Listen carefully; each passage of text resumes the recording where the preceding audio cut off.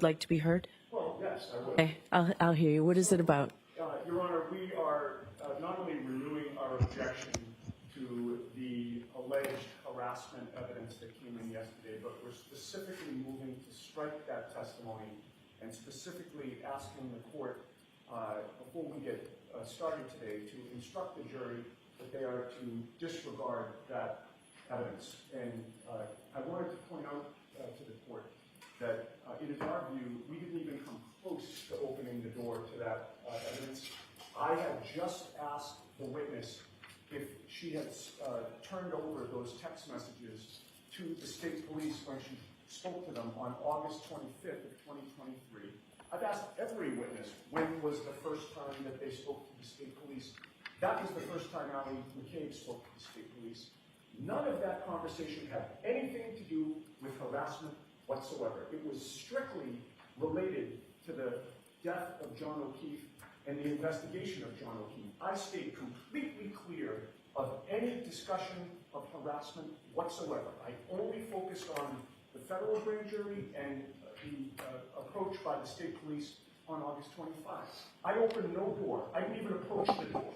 And yet, that evidence came in. It led to a moment where, that Mr. Lally, I believe, has been waiting for, which is for a witness to break down on the stand and feel sorry for themselves to gain sympathy before this jury.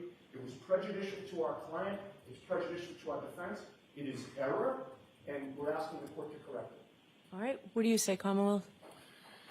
Your Honor, counsel absolutely opened the door as far as the questioning was concerned. It was not just the characterization of the questioning is just simply inaccurate. As far as the questions that were posed to the witness, it was more geared towards why, implying that the witness only provided this after testifying at the other proceeding or being questioned about it in that environment, and that's the only reason that she had these messages, and why hadn't she turned these messages over earlier, and that is in direct response to the harassment that that witness and her entire family, as well as Mr. Albert, had sustained as a result of actions by several different parties, including counsel. So for those reasons, it was proper. There was nothing, I don't think it was more than 5 minutes of testimony concerning it, and it was because counsel opened the door to it. Okay, thank you. All right, so Ms. Giannetti, I remember clearly the lines of inquiry that you initiated, so I disagree with you in the strongest way possible. You've made your record. Your motion's denied. Thank you. Okay, so let's bring in the jurors, please.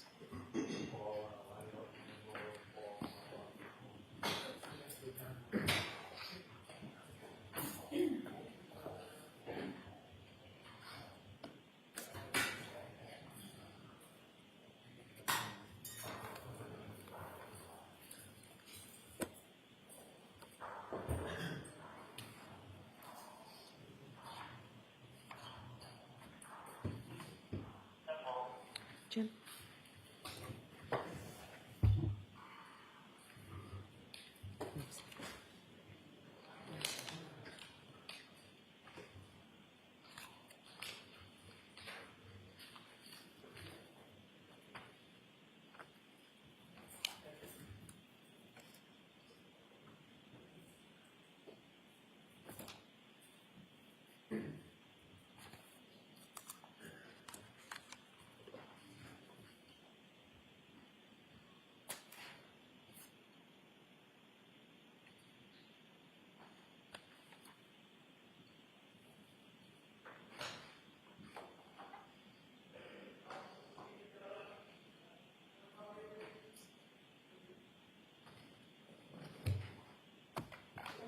Cindy, thank you, thank you.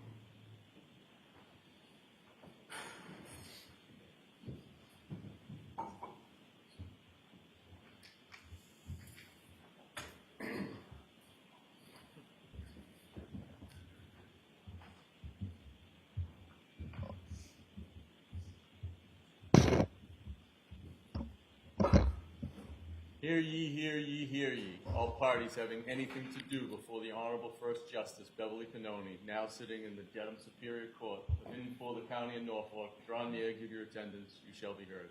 God save the Commonwealth and this good court. Thank you. You may be seated. Court now in session. 22-117, the Commonwealth versus Karen Reed. All right. Good morning, counsel. Good morning, Ms. Reed. Good morning, jurors. So I have to ask you those same three questions. Were you all able to follow the instructions and refrain from discussing this case with anyone since we left yesterday? Yes. Everyone said yes and nodded affirmatively. Were you also able to follow the instructions and refrain from doing any independent research or investigation into this case? Yes. Everyone said yes or nodded affirmatively. Did anyone happen to see, hear, or read anything about this case since we left the other day? Yes or no? Thank you very much. Everyone said no or shook their heads. All right, may we have Mr. Albert, please?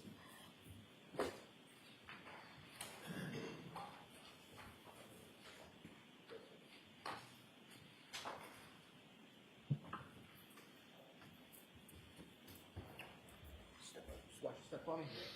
Remain standing and face the clock. Raise your right hand. Do you solemnly swear the evidence you, the court and jury in the case now and hearing to the truth, the whole truth, and nothing but the truth, so help you God? I do. Thank you.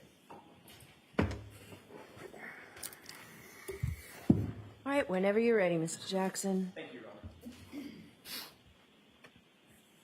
Mr. Albert, who did you talk to in order to prepare for your testimony starting yesterday? Can you rephrase that question, please? Phrase the question. You didn't understand my question? No. Okay.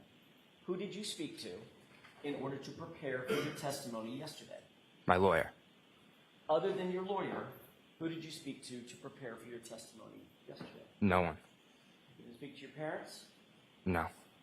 You didn't speak to your mom, your dad? Nope.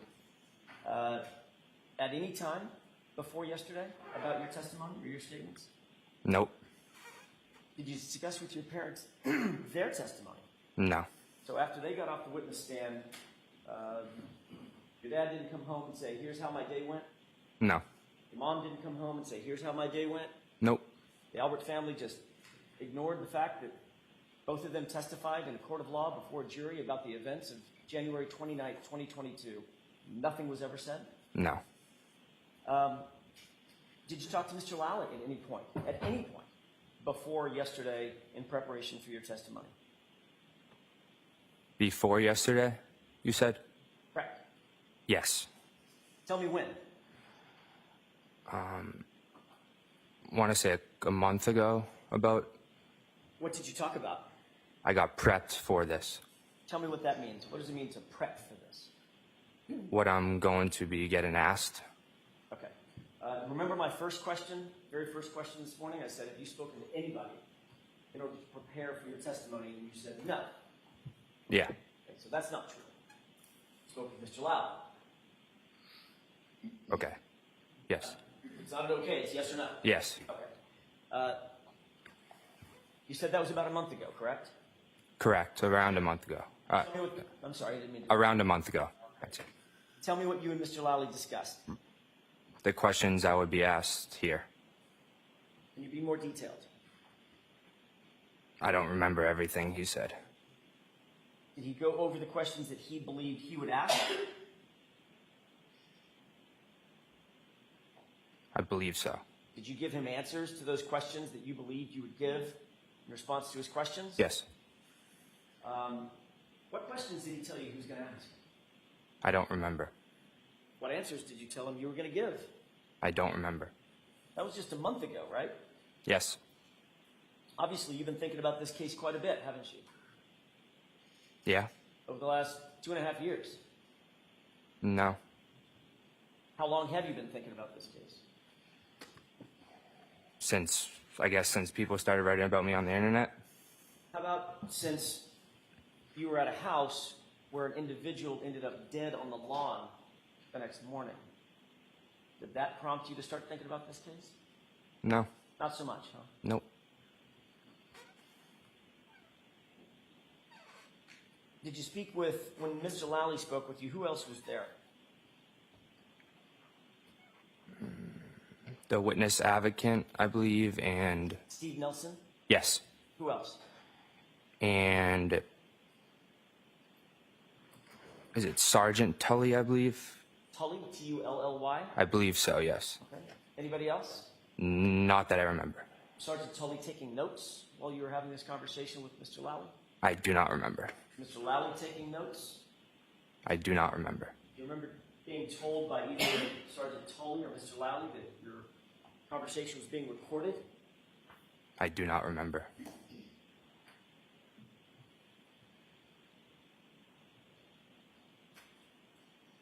How long was that meeting? Say 15 minutes, 20 minutes?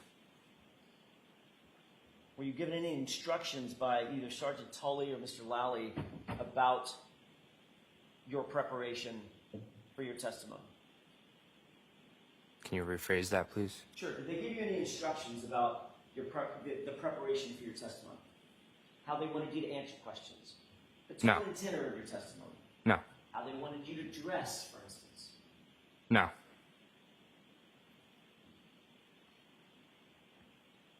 Other than that time a month ago, have you spoken with Mr. Lally or anybody from the DA's office since then, before yesterday? No.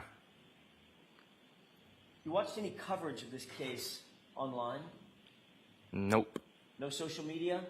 No, I don't have social media. No news, coverage? Nope. Nightly news, Channel 25, Channel 5, No. national news, Nope. blogs. Nope. So literally, according to you, you know zero about the media coverage concerning this case, Commonwealth versus Karen Reed. Correct. Did you talk to Allie before her testimony? No. When was the last time you did talk to Allie before she testified yesterday? I don't remember. Give me an idea. She's one of your best friends. A week ago, a day ago, a month ago. I do not remember. Could have been a year ago. I do not remember. Could have been 5 years ago. No. Okay. So it's more recently than 5 years ago that you spoke with Allie. I don't remember. Okay. So you have no independent recollection as you sit here. The last time you talked to one of your best friends and your cousin about any subject. No, I don't remember. Were you ever told in preparation for your testimony, if you start to get stumped or nervous, just say, I don't remember? Nope. Nobody ever told you that? Mm-mm. No. No? No. Sorry. It's okay. So nobody ever informed you that you might get nervous on the witness stand, there might be tough questions. Easiest way to get out of that is just say, yeah, I don't recall. No. Okay. So you just don't recall because your memory is that bad. You literally don't recall the last time you spoke with Allie. Objection. Ask that differently, Mr. Sure. Jackson. Sure. Your testimony is you were not instructed to say, I don't remember. You just literally don't remember. Correct. It's an issue with your memory, not an instruction that you received. Correct. Right. But you do remember 2.5 years ago, you left 34 Fairview at 12:10 a.m., correct? Down to the minute. Correct. Got it. Did Mr. Lally, during this meeting that y'all had, did Mr. Lally show you anything? Items of evidence, photographs, videos, anything like that? No. Did you two talk about any evidence that you might see? Photographs, documents, videos? Not that I remember. He didn't show you the series of text messages between you and Miss McCabe, Allie? I don't remember. Okay, so you're not saying he didn't. You're just saying, again, you just don't remember. Correct. Okay. And this was just a month ago. Around a month. Correct. Could have been sooner than a month. Or, let me ask that a different way. Could have been more recently than a month. I don't know. Don't know that either. Mm-mm. Is that no? Yeah, no. So, Mr. Albert, you have to answer yes or no, not just All right, sorry. Where were you when this meeting a month ago took place? At the DA's office on Shawmut Road. Who contacted you to come to the DA's office? I do not remember that. Don't remember that either. No. Phone call from Mr. Lally, maybe? I don't believe that I received a phone call. Maybe my lawyer did or my father, but I don't know. I don't believe I did. So if your father received a phone call and then told you you need to go to the DA's office to meet with Mr. Lally, that would be a conversation with your dad about your preparation for your testimony, correct? I wouldn't say so, no. You would categorize that as such. No. Okay. Because, of course, even though you went to the DA's office to meet Mr. Lally and a sergeant from the Massachusetts State Police to talk about your testimony, you didn't mention that to your dad. No. You didn't mention that to your mom. No. And when you got done with that meeting, Dad didn't ask you, how'd it go, son? Nope. Your mom didn't say, how was that meeting No. about this massive murder case? Objection. Let me ask it a different way. Do you consider this to be a high-profile murder case? Objection. Sustained on relevancy, asked it differently. In your mind, this is an important case, correct? Obviously. Correct. But according to you, it just never comes up in the Albert household. No. Okay. You were asked to look at a couple of text messages yesterday. Looked a little bit like this. You seen that before? Yes. When did you see that before?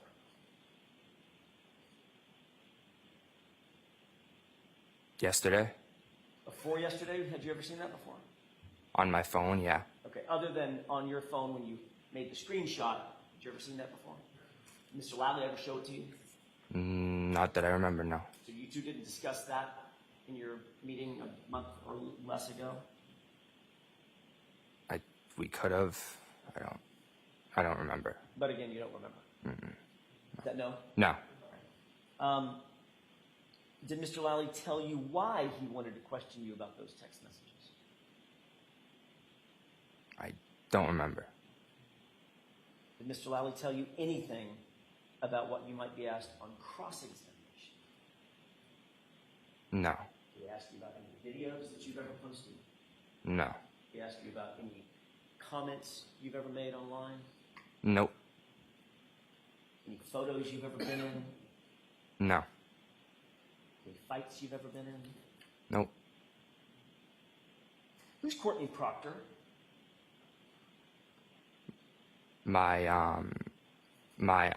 She's friendly with my aunt, Jillian. I'm sorry? My aunt Jillian, she's friendly with.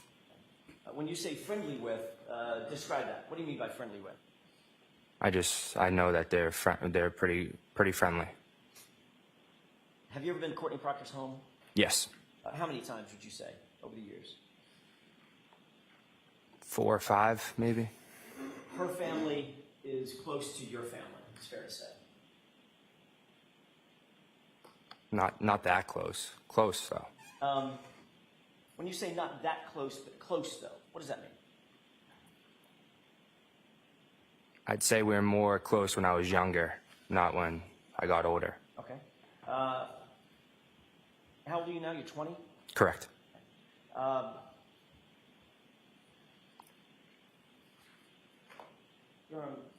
I approach you for a second? Okay. I have a photo I'd like to show Mr. Lally first.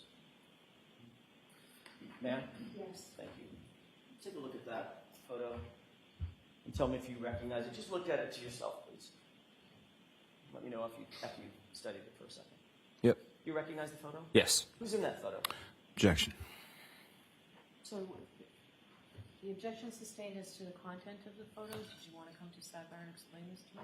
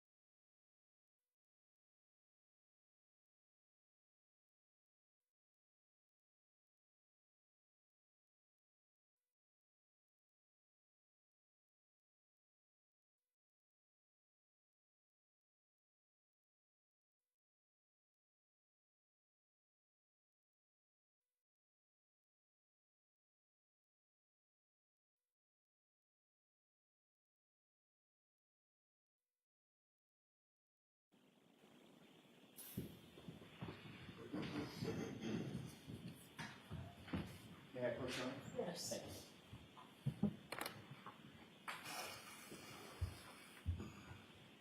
Thank you. Thank you.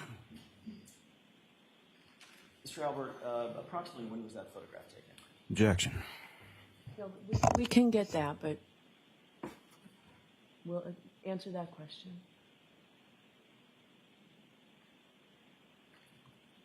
Ten years or less ago, I'd say. I don't. You were the ring bearer in Courtney Proctor's wedding, were you not? Objection. I'll allow that. Correct. So when you say we're friendly, but not that, or we're close rather, but not that close, you were actually close enough to be a member of her wedding party when she was married to her now husband, correct? When I was younger, correct. Well, of course it was when you were younger. It was 10 years ago. Is that yes? Yeah. That's my question. So for at least a decade, your family and the Proctor family has been close enough such that you and Albert were in her wedding, correct? Objection. Ask that differently, Mr. Jackson. For the last, well, at least at that time, 10 years ago, your family was close enough to the Proctor family such that you were a ring bearer in Courtney Proctor's wedding, right? Correct. And who's Courtney Proctor's brother? Michael Proctor. And is Michael Proctor in the photograph that you're looking at? Yes. The person on the far left Correct. looks like he's in a tuxedo. Correct. You were also in a tuxedo. Objection. Sustained. What I'm getting at is you all were part of the same wedding party, correct? Correct. And that's a photograph of Courtney Proctor's wedding and the entire wedding party, correct? Objection. Sustained. Is that a photograph of a wedding party? Objection. Sustained. Your Honor, may we approach? Yes.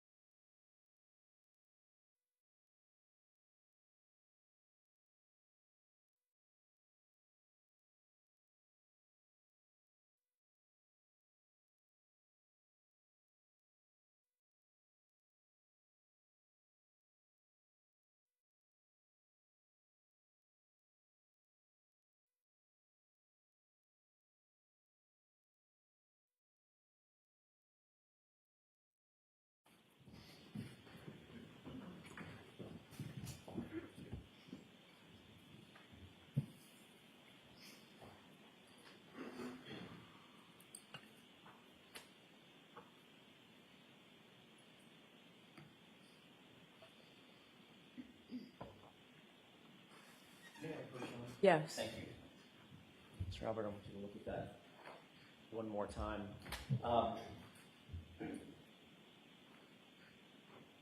Both you and Michael Proctor are depicted in the photograph, correct? Correct. How long have you known Michael Proctor? Since I was a little kid. And you've known him well enough to know, I don't want you to tell me or tell the jurors, but you know where he lives. Yeah. You consider the Proctor family close to your family. Yeah. During the course of, for instance, just as an example, during the course of this event, joyous event at a wedding, you actually sat at the head table along with the Proctor family because you were given the honor of being the ring bearer in Courtney's wedding, correct? Correct. And you know, of course, that being in a wedding party is reserved for the most special family members and friends, correct? Objection. Sustained. In your mind, was that a special honor? Objection. Is that what you thought when you were little? When you were in that? I'd say so, yeah. Okay. And you were never interviewed by Canton Police Department in connection with this case, correct? No. How many times were you interviewed by the Massachusetts State Police in connection with this case? Once. And that was in July of 2023, correct? I don't remember exactly when it was. About a year and a half after the events in question. Is that right? Around there. Okay. Would it refresh your recollection if you saw a copy of a report of that interview? Just to get the date? Sure, yeah. May I approach you on it? Yes.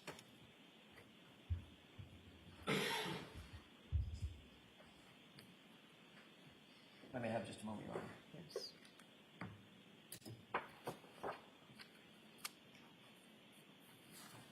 Take a look at paragraph 1. It's in the middle of the paragraph. If you'll just read that to yourself, please.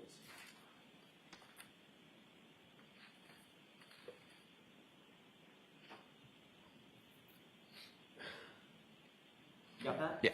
You saw the July 18 date, Yes. 2023? Yes. Does that refresh your recollection that that was the first time you were interviewed by the Massachusetts State Police? Correct. May I approach you, Your Honor? Yes. Thank you.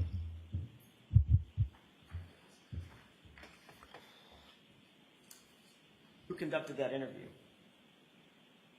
Michael Proctor and one of his partners, I believe. I don't remember. Michael Proctor was the lead investigator that interviewed you, correct? Correct. That's the same Michael Proctor that appears on the far left of the photo of that wedding party, correct? Correct. Did you find that interview, by the way, how long did the interview last? Michael Proctor. I do not remember. Do you remember testifying at one point that it was about 10 minutes? No. You testified at a different hearing, a different proceeding, not this proceeding, one other time, correct? Correct. I may have just a moment, Your Honor. Yes. May I approach? Yes. I need a foundational question first. I apologize. It's my fault, Mr. Albert. Do you believe it would refresh your recollection as to the length of that first interview if you were to see your testimony from a prior proceeding? Yeah. May I approach you? Yes. Thank you.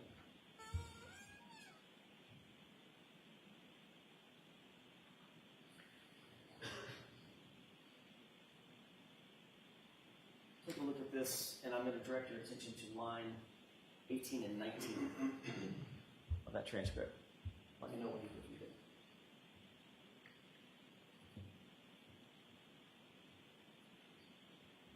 Is that yes? Yeah. May I? Yes. Does that refresh your recollection? Yes. How long was that interview? Which interview are you? The interview that you had with Michael Proctor. That's what that question was about, that you just read.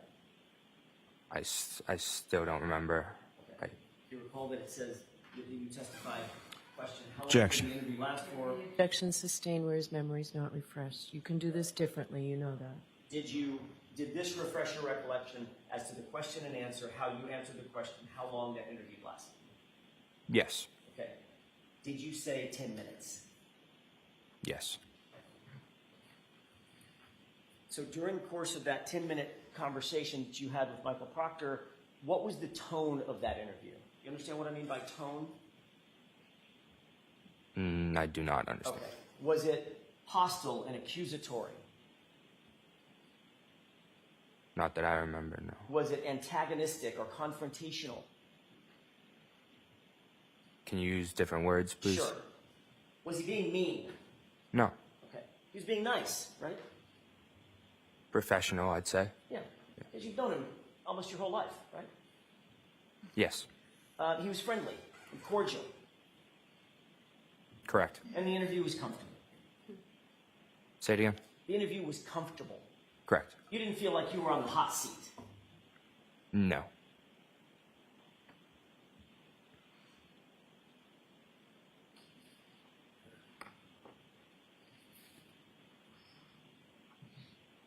Did you find that the interview with Michael Proctor was consistent with the relationship that you've had with him your whole life? Meaning, he's always been friendly to you. He was just as friendly in that conversation. Not really, no. How is he different? I'd say more professional. Okay. Obviously, he was doing a job, correct? Correct. But when you walked in, you recognized him. Yes. He recognized you. Yes. You made natural greetings with one another, correct? Correct. He questioned you about a few things. Correct. He didn't look at your phone. He didn't ask to take your phone away from you. No. He didn't ask to seize your phone or seize any other physical items from you. No. You weren't asked to come down to the police station and sit in an interview room or an interrogation room, were you?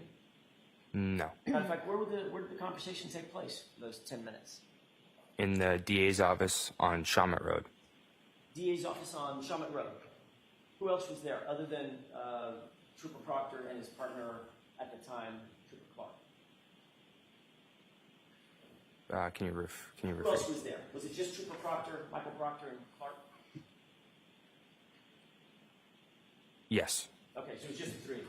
Yes. And Trooper Proctor was the one that was sort of leading the conversation. Yes. And then when it was done, he said, "You're free to go." Correct. And he didn't take your phone. Nope. He didn't ask you to look at any text messages. Nope. He didn't look through your phone. Nope. He didn't take any screenshots or videos of your phone or the contents of your phone. Nope. Just let you walk out the door. Correct. Your Honor, may I publish the photo? Why don't you come over here for just 1 second? May I have that, please?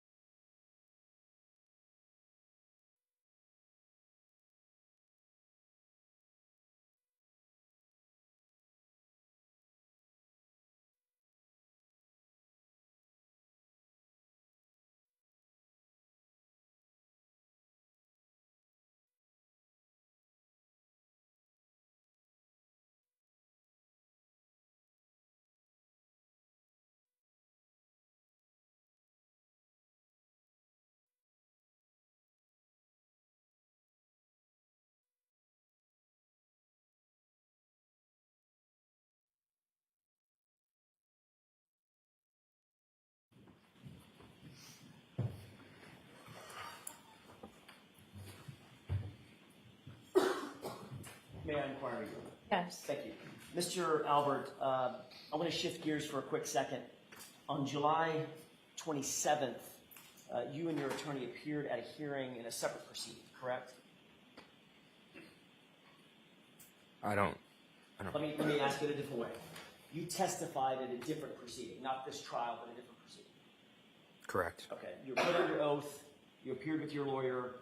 You gave testimony, and that's part of what you looked at a second. Correct. Okay. But when you met with Michael Proctor, you did not feel the need to take an attorney with you. It was just you, Michael Proctor, and Investigator Clark, correct? Objection. That's sustained. You were asked yesterday about certain texts with your cousin Allie, correct? Correct.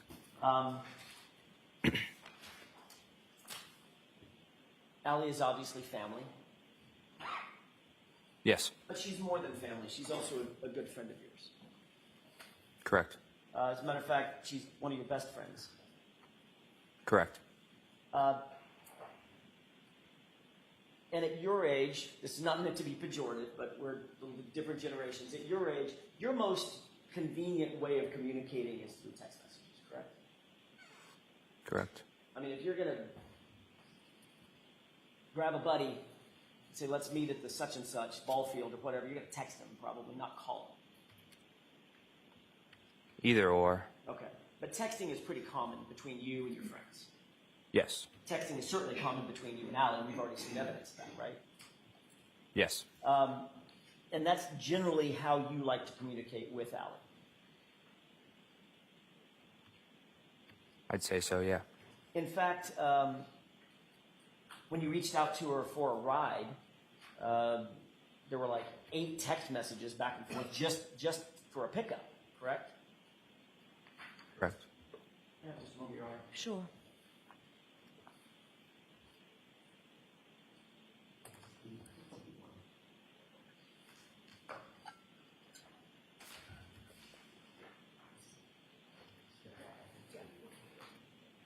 May I approach your arm? Yes. This is a copy of 81. I just want you to have that in front of you. Your Honor, with the court's permission, can we place Exhibit 81 on the screen? Okay.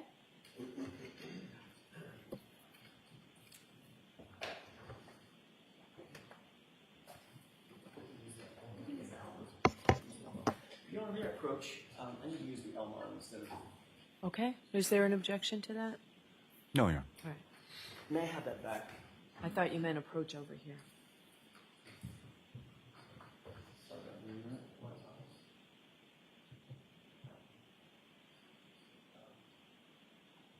Do you want the Commonwealth to pull it? Mr. Jackson, do you want the Commonwealth to pull it up for you? You'd be happy to, Your Honor. It's fine. Yeah. That'd be great. Thank you, Ms. Gilman. May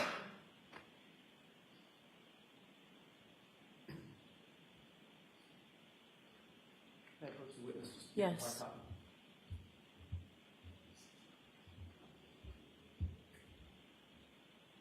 Okay. You see what's displayed on the screen? Yes. It's only part of the text string, but does that look like it's an accurate representation of what you're looking at? Yes. And this is a series of texts on or about January 28th and 29th of 2022, is that right? Yes. And Mr. Albert, you needed something as simple as a ride. You were just asking Allie to give you a ride, is that right? Yes. And that's because you said that it's common for you guys to text back and forth. You just texted her, hey, you can get me now, is that right? Yes. And then you texted if it's easier, and then she said, okay, I'm dropping people off, and there was an exchange back and forth, is that right? Yeah. And there were at least 8 texts between the two of you, if you just count them up real quick, just about getting picked up.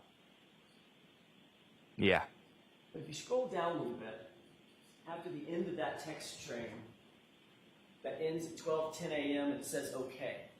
You see the next date? Yes. What date is that?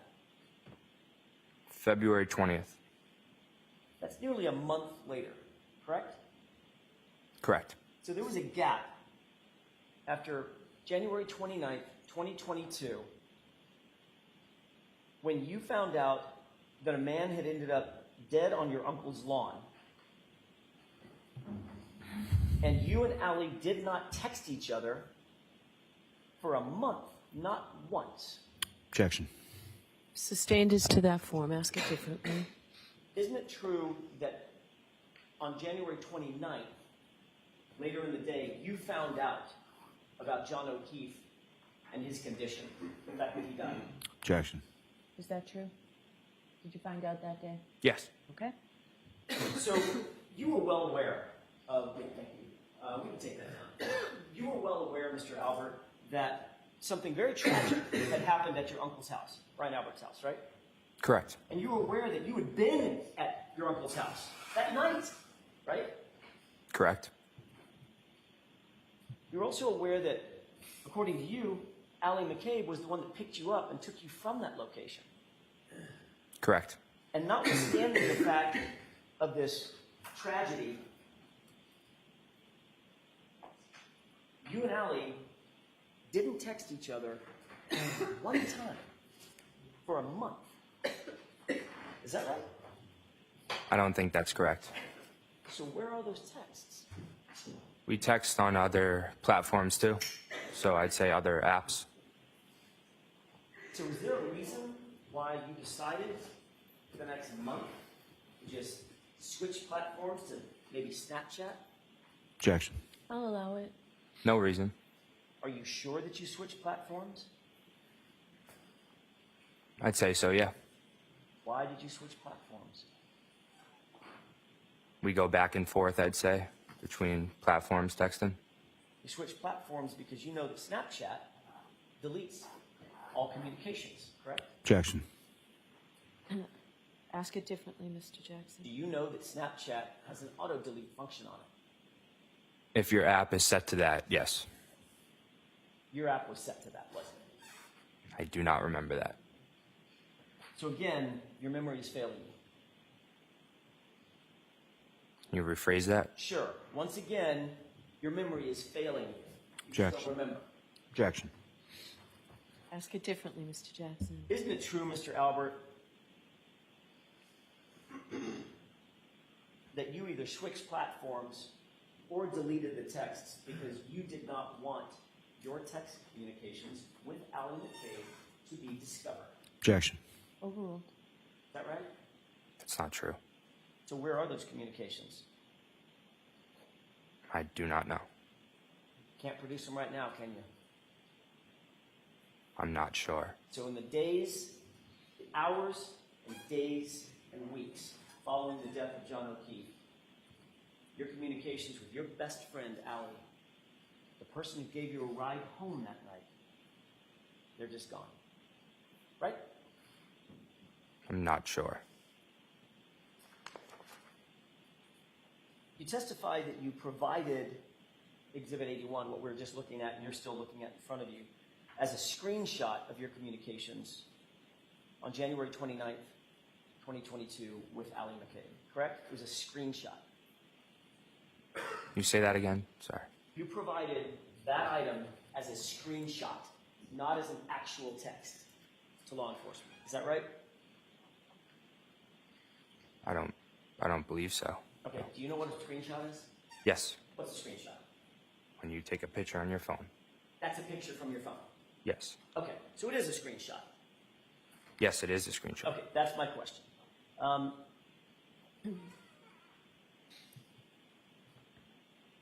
When you met with Michael Proctor in that interview that lasted 10 minutes, Michael Proctor did not get the actual texts underlying that screenshot, did he? No. He never looked for those actual texts, did he? No. He never asked you for those actual texts, did he?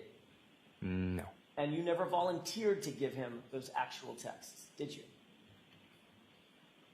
I think I volunteered to, yeah. On that day? Oh, no, not on that day, no. Not on that day.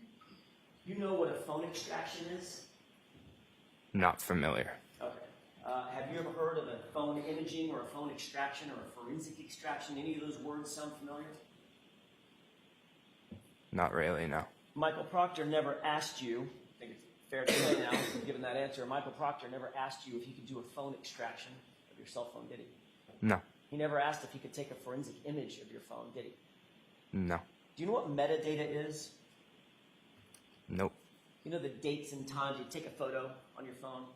Sometimes, well, not sometimes, all the time, it'll capture the date and time of the photo. You know that? Objection. I'll hear this answer and it may end your inquiry. Do you know that? Pretty sure. Pretty sure I do, yeah. Have you ever heard of that data, the dates and times and geolocations? Have you ever heard of that referred to as metadata? No. Okay, so I'll just use the word date and time. Okay. You know that on your phone, if you pull up a text, you can go behind the text and see the date and time that it was actually sent or received, right? Yeah. But on a screenshot, you're left with just what's on the screen. You can't go behind the screenshot, right? Yeah. Okay. You provided just the screenshot, ultimately, not the actual text, correct? Correct. But in September of 2023, Michael Proctor's partner, a man by the name of Yuri Buknik, you know that name? Yeah. He contacted you and said he wanted to talk about your text messages, correct? I don't remember. Do you remember that you told Yuri Buknik when he asked about the text messages, you did not have the screenshot anymore. You sent it to your father, Chris. I don't remember that. Do you recall telling Yuri Buknik if he wanted to get the screenshot, you weren't going to give it to him, he'd have to get it from your dad? Do not remember that. You remember Trooper Buknik agreeing with you and saying, sure, I'll just call your dad and get it from him. Don't remember that. You don't remember giving, you certainly don't remember ever giving Trooper Buknik a copy of that screenshot. No, I don't remember. Because you didn't, did you? I do not remember. But you did give it to your dad, right? I do not remember. Do you remember anything about this case? Objection, Your Honor. I'll withdraw it. To this day, you have never been required to present your phone to any law enforcement agent, have you? Nope. It was never imaged. It was never downloaded. Nope. You still have the same phone? Yes. If you had the actual texts on your phone, why did you provide law enforcement with just a screenshot? Objection. I'll allow that. I'm not sure.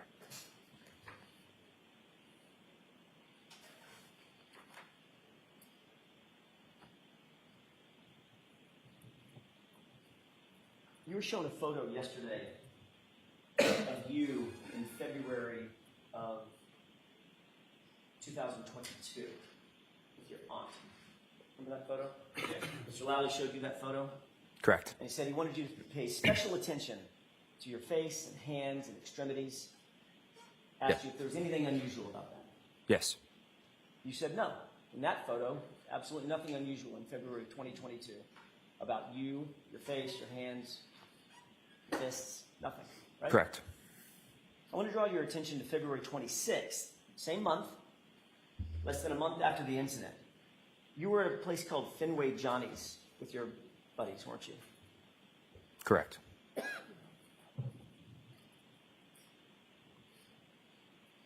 Your Honor, I have two documents I'd like to mark for identification with the court's permission to show to Mr. Lally.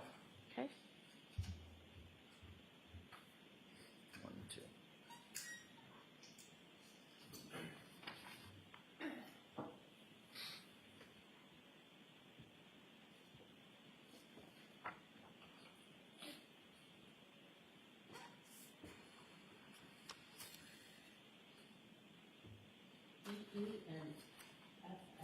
Thank you.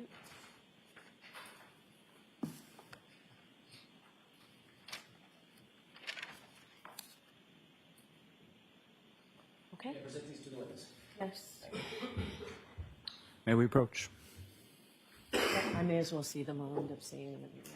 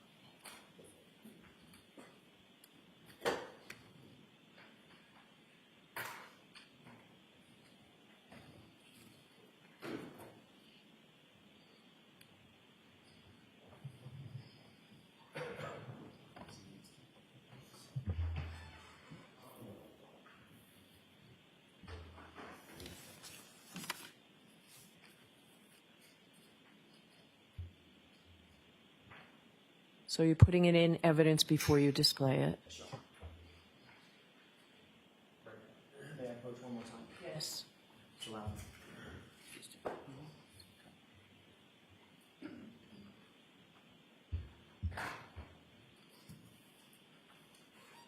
Sir, do you recognize those two documents?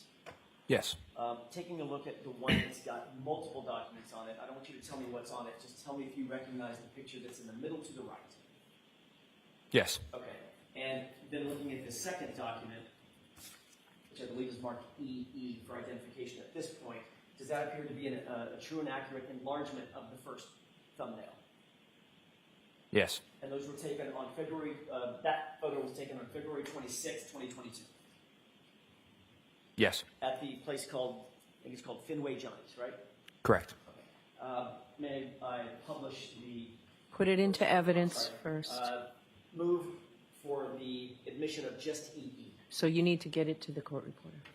May I, I'm sorry, just FF? May I approach? Yes. EE or FF? Let me have it. FF. Okay, give it to Madam Court Reporter to put the exhibit number on it. The exhibit 85, you want to page, excuse me, FF.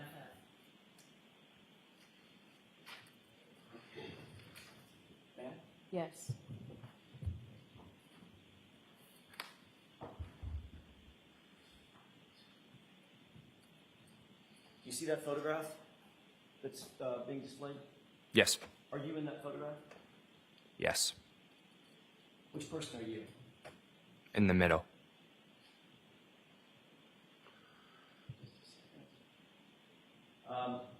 And about what time of day was it? That's you in the middle? Correct. Okay. About what time of day was this taken? Not sure. Was it at an event of some sort, or just you were at a bar? Just at a bar. Okay. I want you to take a look at your right hand. Can you see from there clearly your right hand? Yes. What do you notice about your right hand? It's cut up. Your knuckles are injured, correct?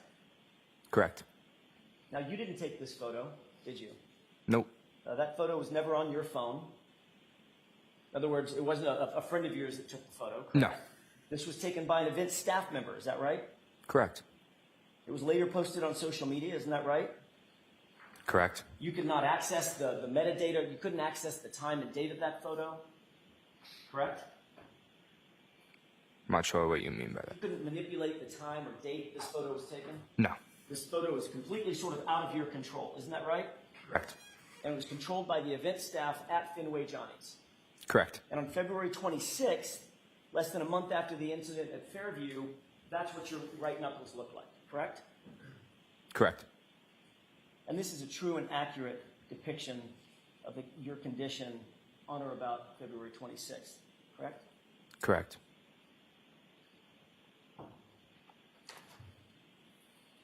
How'd you get those injuries, Mr. Albert? We can pull the lights up. I was at a party, a house party my senior year, and I remember it being icy out, and it was kind of like a steep hill of a driveway, and I was walking up the driveway, and I slipped down the driveway, and I tried to catch myself, but I had something in my left hand, so I had tried to brace myself with my right hand, and I ended up sliding a little bit down the driveway. What'd you have in your left hand? If I remember, it was either my phone or a beverage. So, according to you, you fell on ice and injured your knuckles, as we just saw in that photograph, right across the top of your knuckles. Correct. Okay. So you fell onto, what, pavement, asphalt? Yes. And you braced yourself when you fell, your entire body weight, by putting your right hand down in a fist, and you injured your right fist, just the top of the knuckles on your right fist when you fell down. Correct. Seriously? Objection, Your Honor. Sustained. You didn't put your palms down when you fell?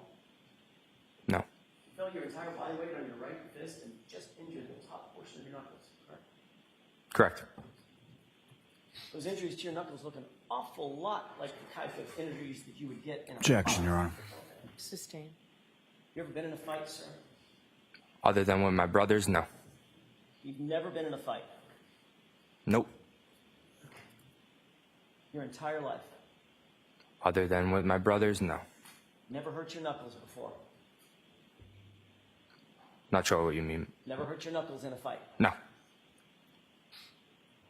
And in this case, when you fell down on the asphalt, it was only the top 4 knuckles of your right hand, correct? Correct. You right-handed or left-handed? Right-handed. You box? Nope. I'm sorry, you don't box? Nope. You've never boxed? Never. You ever practiced boxing? I've hit the bag for like cardio, but other than that, no. When you hit the bag, is that considered boxing? I wouldn't say so. Not It's not jumping really. rope, is it, Mr. Albert? No. It's not doing curls, Nope. not doing push-ups or calisthenics. Nope. It's hitting a bag, correct? Yeah. That's boxing, right? I'd say yeah. Yeah.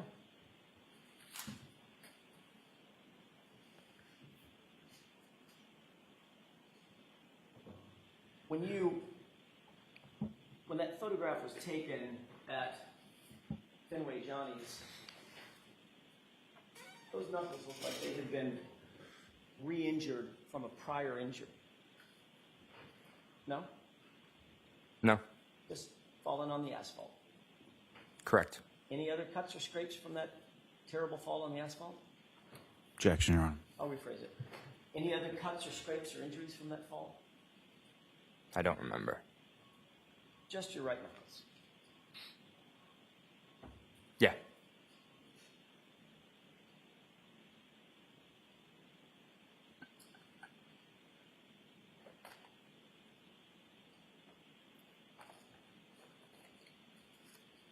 You said you've never been in a fight before. Nope.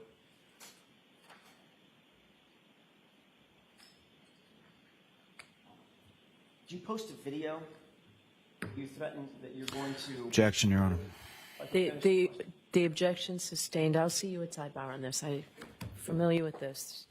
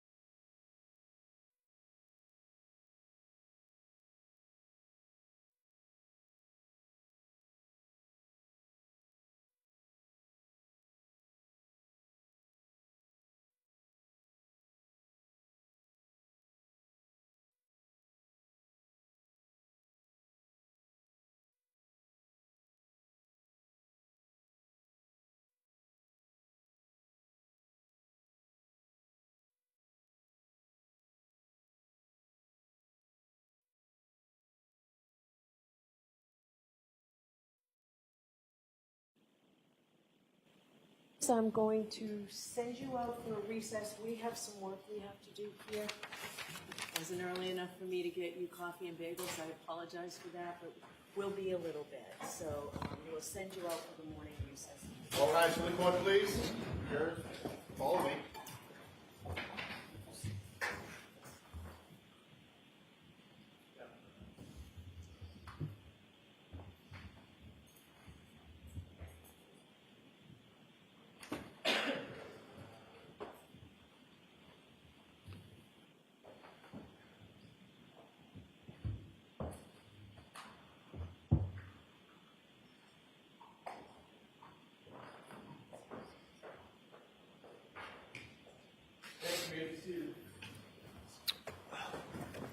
So, Mr. Albert, you stay right where you are. We're going to see a couple of short videos, and then Mr. Jackson will ask you questions, and then Mr. Lally will ask you questions. Then I'll hear from the lawyers, and then I'll take a break, and you'll get a break before we go back. Okay? Yeah. Did you have a lawyer present? No, I do not. Okay. All right. So the first one, they're both on the same, they're separate. Separated up. All right, so let's mark them each for identification.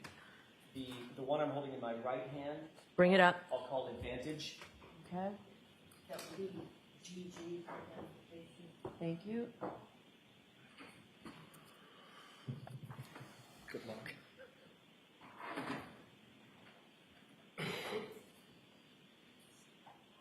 The one in my left hand, with the court's permission, I'll call this Bang Bang.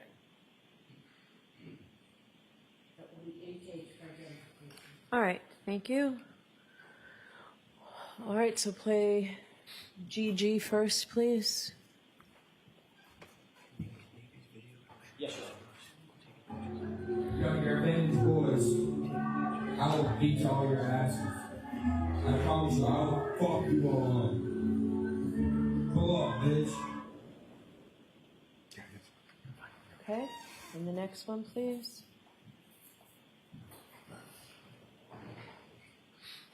You're a bitch, bro. Fuck you. Yeah, fuck you, pussy. Me too, boy, you be knocked out. KO. Bang, bang. Okay. May I inquire, Your Honor? Yes. I'm going to take those two videos one at a time. I'm going to call one the Advantage Boys and one the Bang Bang video. For purposes of my questioning, Mr. Albert, specifically regarding the Advantage Boys video, did you recognize it? Yes. How did you recognize it? What do you mean by How that? do you recognize it? Is that you? Yes. Okay. When was that taken? Maybe my sophomore year in high school, around. Where were you? I don't remember. Okay. Where. So your sophomore year in high school, that's about 3 or 4 years ago? Yeah, around. You indicated on cross-examination you've never been in a fight, No. indicating that you have no violent tendencies and no violent proclivities, correct? Nope. What were you saying on that video? That I would beat them up. Did you say you would beat them up, or did you say, I will fuck you up?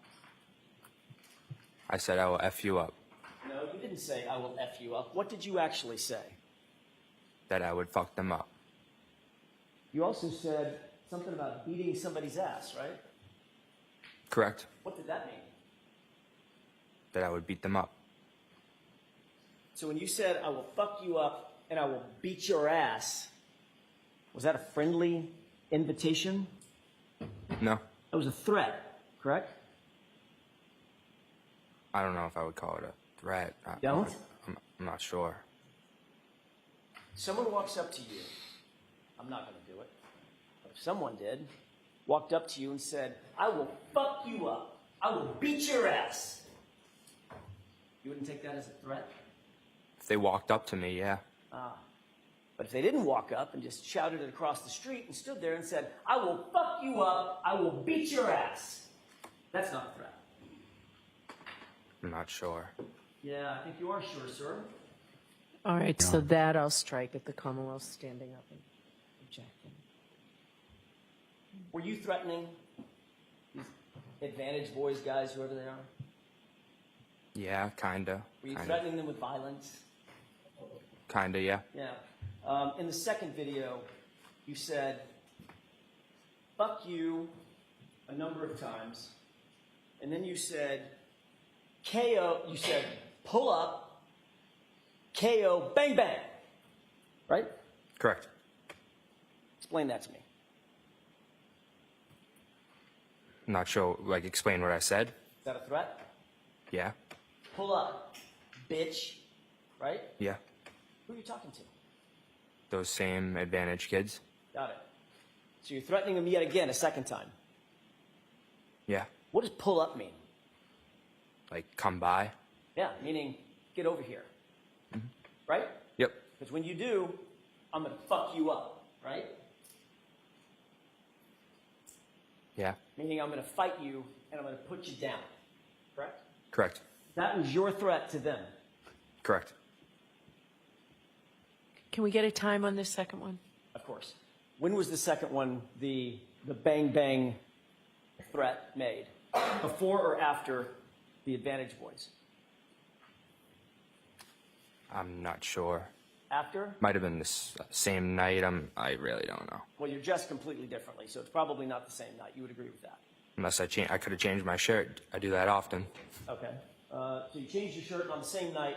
You just decided to threaten the guys twice. Is that what you're saying? Maybe.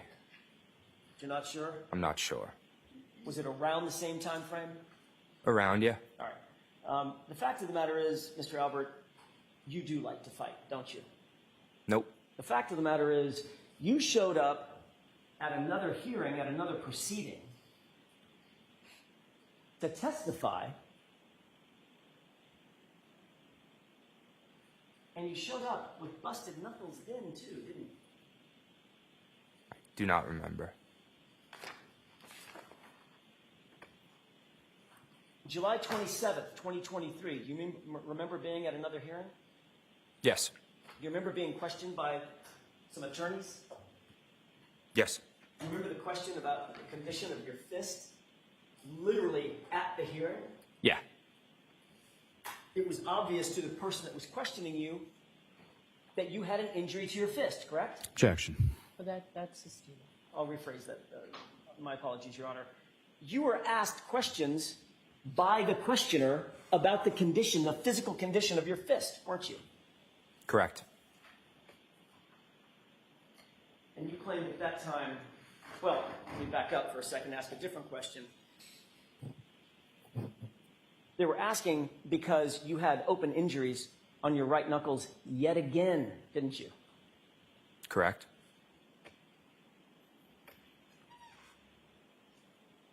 You said, I must have been hitting a heavy bag, right? Yeah. Boxing again. Hit in the bag, yeah. Just working out, right? Yep. Didn't have any injuries on your left hand, though, did you? No. How many times have you hit a heavy bag? I'm not sure. How many times have you worked out with a heavy bag? That's an unfair question. I'll ask a better one. How many times have you worked out on a heavy bag? I'm not sure. When you work out on a heavy bag, you wrap your hands, don't you? I do not know. I see. So only your right hand gets injured over and over and over and over again. Not your left hand. I'm not sure. Even though you're punching the bag with both hands. I'm not sure. Yet again, you're right-handed, aren't you? Yes. So when you throw a haymaker, your hardest punch, that's with your right fist, correct? Objection. I'll allow it. Is that right? I would say they have equal. They're equal. I don't know. Not sure. All right, Mr. Lally.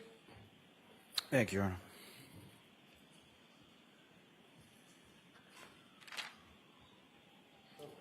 Mr. Albert,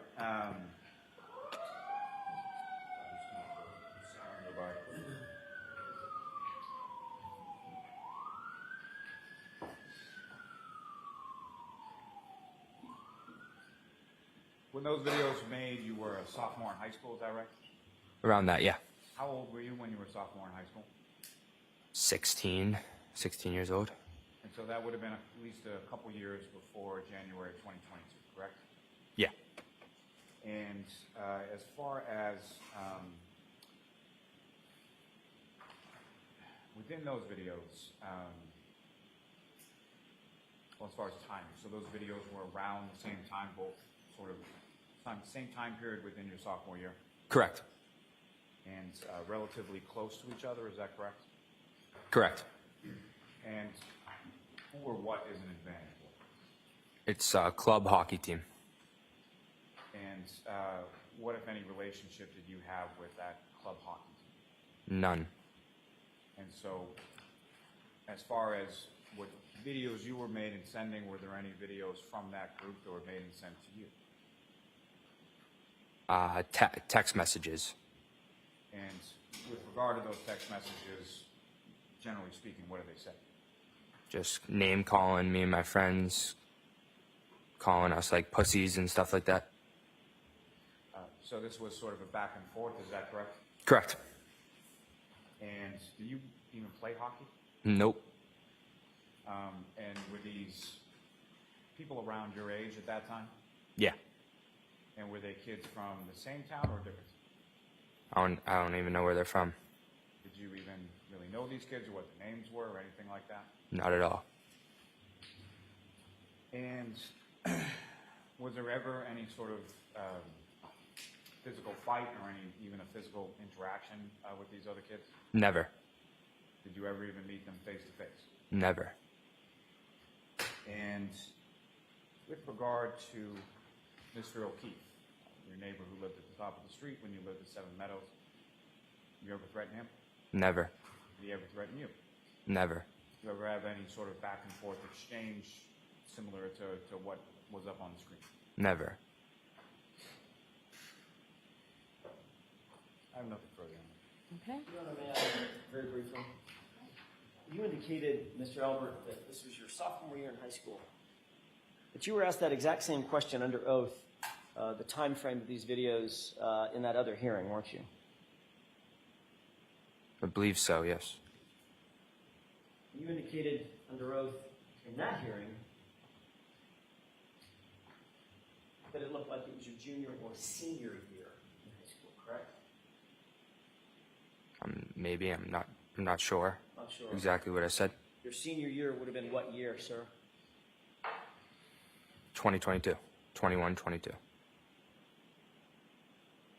Same year John O'Keefe died. Correct. They have no, Your Honor. Yes. That's all I have at this time, Your Honor. Thank you. All right, I will hear you. Your Honor, if we could make the argument outside the presence of the witness. Yes, I'm sorry. I'm going to ask you to step out of the court.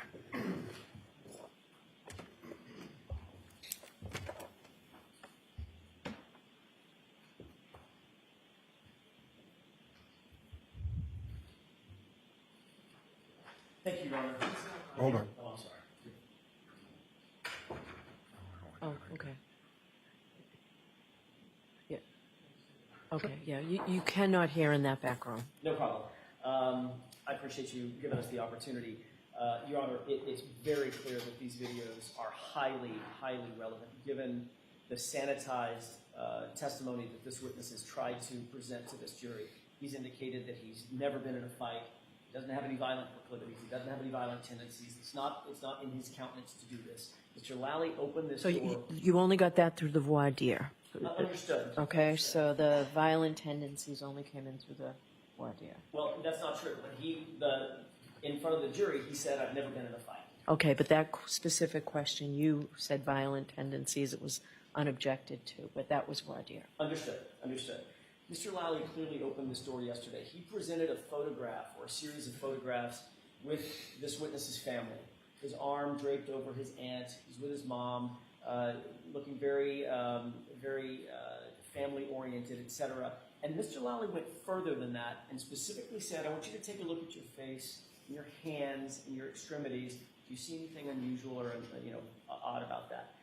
That's why I believe the court allowed, based on the testimony today, allowed the photograph in February of 2022 of the actual photo that cannot be manipulated. It's in the hands of a third party of the busted and injured knuckles on this witness's right hand. He then said, "I've never been in a fight." Those two videos belie that testimony. There is no way to look at those two videos and say, this is not relevant to the issue of whether or not he has been in a fight. But tell me how whether he's been in a fight is relevant to an issue in this case. That's what you have to do. Because the police should have, the Massachusetts State Police should have, if they were doing their due diligence, they should have investigated this young man. They should have investigated every single person that was in that house, in or around the home of where John O'Keefe was found, the Albert home, and they didn't. They did nothing to investigate whether or not there was someone in the house who tended to fight, who wanted to get in physical altercations, who had a propensity to get in physical altercations, who was a fighter by nature, who threatened to fight, who threatened violence. That's what this young man has indicated he does constantly. I'm surprised he didn't show up in this hearing with busted knuckles. So does this go to your third-party culprit defense? It goes to both. It certainly goes to Bowden, but yes, it also goes to our third-party culprit defense as well. This is a focus of, I believe, this should be a focus of the juror's attention in terms of, is there a third party who could have done this, that evidence points to, that may have done this? Absolutely. This evidence, what we now have, points directly in that it's focused in that direction. So yes, both it should have been investigated, and Colin Albert is somebody that the jurors should focus their opinion on or their attention on to determine whether or not he could have or was involved in the death of John O'Keefe. All right, Mr. Lally? Yes, Your Honor. Commonwealth would submit did not open the door in reference to this, showing a photograph of someone and what they physically looked like. There was no suggestion. The only questions that were asked about fighting or anything of that nature were by counsel. So counsel thinks he opened his own door. I don't think that's exactly how that works. This is nothing more than rank speculation. It has nothing, bears no relevance whatsoever to this case. You're talking about something that is dated at least a year, if not two, prior to the incidents in this case. But what if it's as Mr. Jackson pointed out, the prior testimony, his senior year, which is, of course, is much closer? Well, I think even assuming that, as far as relevance is concerned, Your Honor, there is no evidence here of a fight at all. There is no evidence that this witness was even present at the house at the same time as the victim. There's no evidence of any animus between this witness and the victim. There is no evidence whatsoever, as I stated, that he was even present at the same place at the same time on the night with John O'Keefe, on the night that John O'Keefe was killed.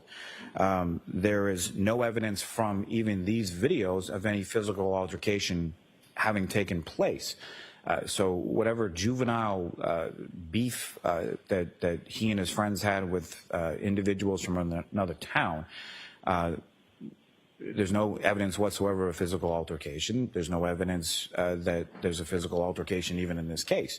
So to allow counsel to introduce this purely for prejudicial reasons and to invite the jury to speculate as to what it is essentially does nothing but divert the jury's attention away from the facts of the case and what the evidence of the case is, and more so is just there's no evidence of anything in this case.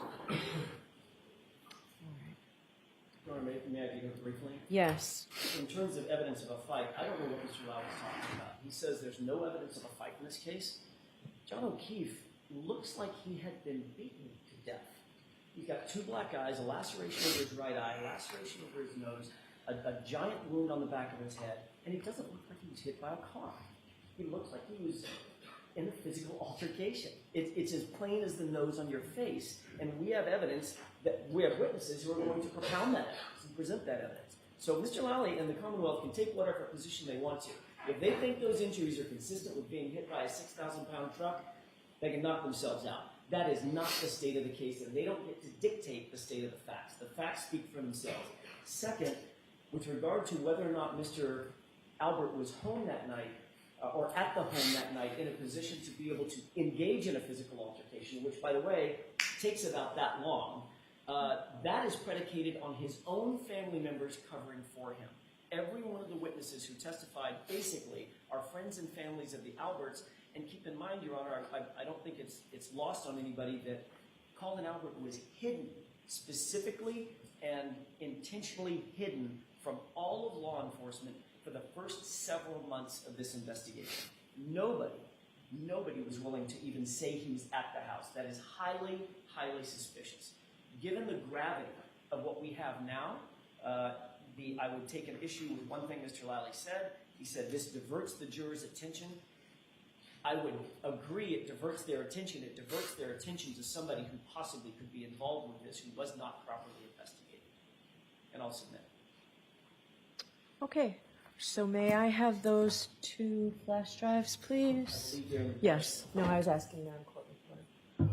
All right, so I will, why don't we take a 15-minute recess? I'll look at these and we'll come out.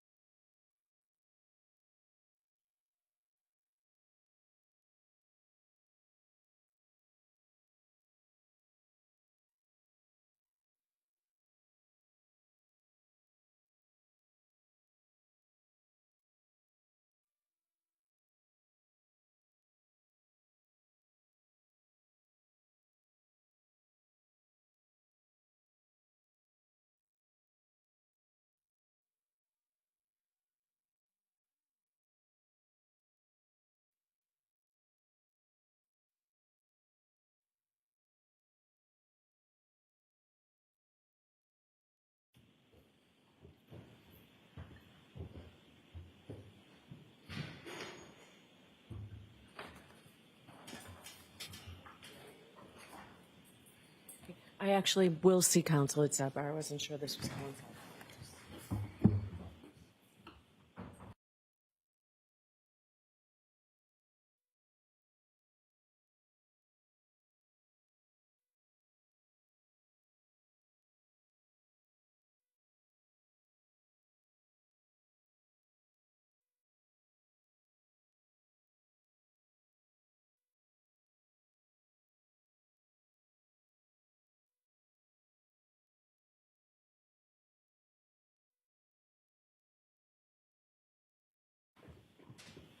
So, Jim. And, oh, actually, they'll need to be passed down to Nancy. Thank you. Sorry.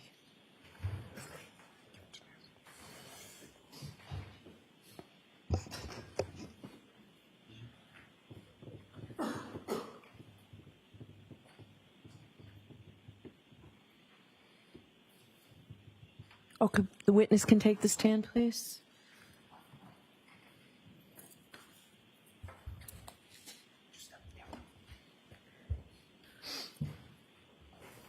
And sir, I'll remind you, you're still under oath. All right, so Mr. Jackson, Madam Court Reporter has 2 marked for identification. Are you moving to introduce those into evidence at this point? With the court's permission, yes. Okay. So let's wait a minute.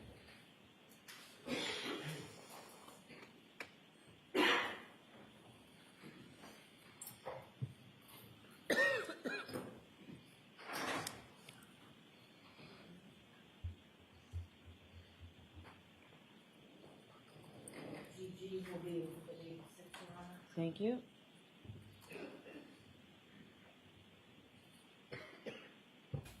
Age will be with the 87. Thank you.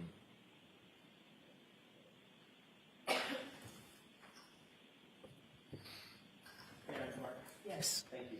Mr. Albert, before we took a break, you had mentioned that you've never been in a fight. Correct. You stand by that testimony? Correct. I'd like you to take a look at the video. It's been marked for, sorry, it's evidence number 86. I'm going to play this short video for you, and then I'm going to ask you a couple of questions.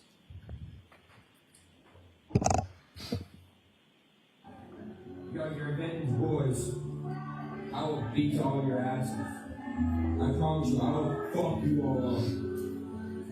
Pull up, bitch. Did you recognize what was depicted in that video? Yes. Who was that? Me. Approximately when was that video taken? Around my sophomore year in high school. Sophomore year or senior year in high school? Say around my sophomore year in high school. Why do you say your sophomore year when you previously, well, let me ask it a different way. Did you previously testify at a different hearing back in July of 2023? Yes. You were asked about this video, weren't you? Yes. You were asked about another video at the same time, correct? Correct. And in that hearing, you said you believe that was taken closer to your junior year or senior year in high school, correct? Correct. And that was under the oath, Correct. same oath that you took here. Correct. Closer in time to the events in question, and at that time you said your junior year or senior year in high school, correct? Correct. If it was your senior year in high school, what year would that have been? 21, 22. So 2021, 2022. Going into 2022, correct? Yeah. The same year that John O'Keefe passed away. Correct.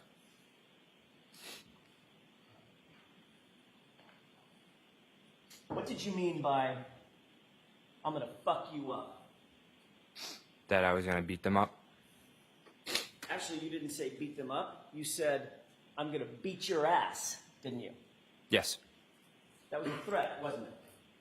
Yes. It was a threat directed at some other individuals with whom you had some sort of a beef or a problem. Correct. And your resolution of that problem is, I'm going to fuck you up, I'm going to beat your ass. Right? Correct. But you've never been in a fight. Never. Your Honor, with the court's permission, could we play evidence number 87? Yes. You're a bitch, bro. Fuck you. Yeah, fuck you.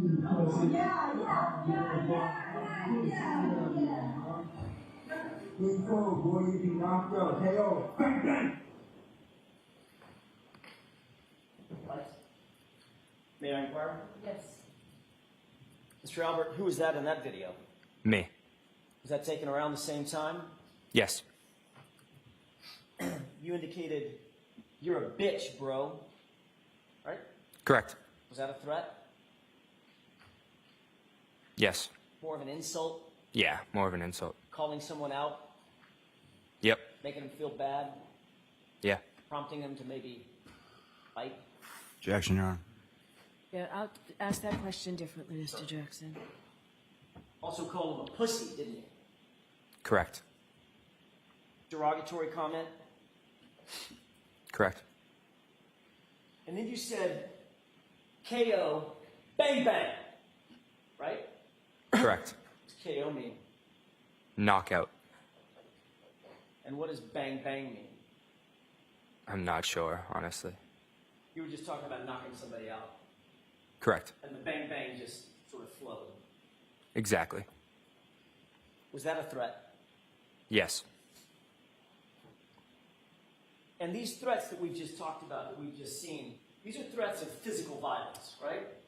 Correct. You're not threatening to hurt their feelings or send them a mean text, right? No. You're threatening to kick their ass, right? Correct. To get physical, right? Yes. To ball up your fists and beat the shit out of them. Objection. Can you answer that?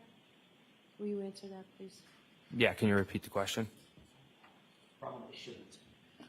You were threatening to ball up your fist and beat the heck out of them. Objection. I'll allow it. Is that what you were threatening to do? Yes. When you testified in a separate proceeding in July 2023, you actually showed up for questioning live, correct? Yes. And you showed up at the time in July of 2023 with your knuckles busted up again, didn't you? Correct. And you were asked about your knuckles at that time, correct? Correct. And that time you said, oh no, I didn't fall down on black ice and slip and break my fall with my knuckles like you said here. You said, oh, I hit a heavy bag and busted my knuckles up on a heavy bag, right? Correct. So that heavy bag was you practicing boxing, right? It was me getting cardio, yes. Which is in a form of fighting, In a form, yeah. punching a bag. Yep. That's how you choose to do your cardio. Sometimes. And you're right-handed, Yes. and it was your right hand that was busted up. Correct. So when you throw your hardest punch, that's with your right hand, isn't it? I'd say, I'm not sure. I'd say they're equal. You're equally strong with both hands. I'd say so. So in your words, you could fuck somebody up with either hand, right? Objection, Your Honor. You answer that. No, I'm not saying that. That's all I have, Your Honor. Okay, Mr. Lally? Thank you, Your Honor.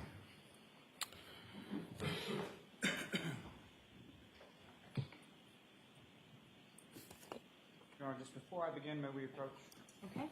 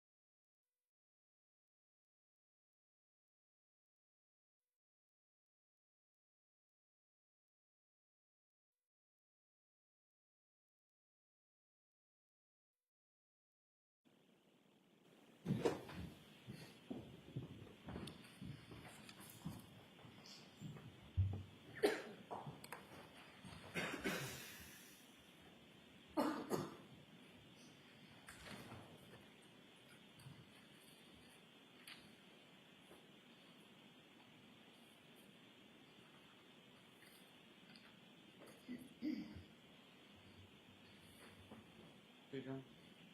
Yes. Mr. Albert, just to be clear, Ally McCabe is not your cousin, correct? Correct. She's a friend of yours who you have relatives in common, is that correct? Correct. Now, when you and I and other individuals met prior to your testimony in this case, it was just one time, is that correct? Correct. And did we talk about something called sequestration? Not that I remember, no. Did we talk about having conversations with other witnesses while the case was pending or going on? No. Now, you testified when you were asked on cross-examination that you haven't had any conversations with any other witnesses, you haven't watched any coverage, you haven't done any interviews, correct? Correct. Was that at my instruction? No. Is that something that you've done at any point in time as far as talking to any other witnesses, including your parents? No.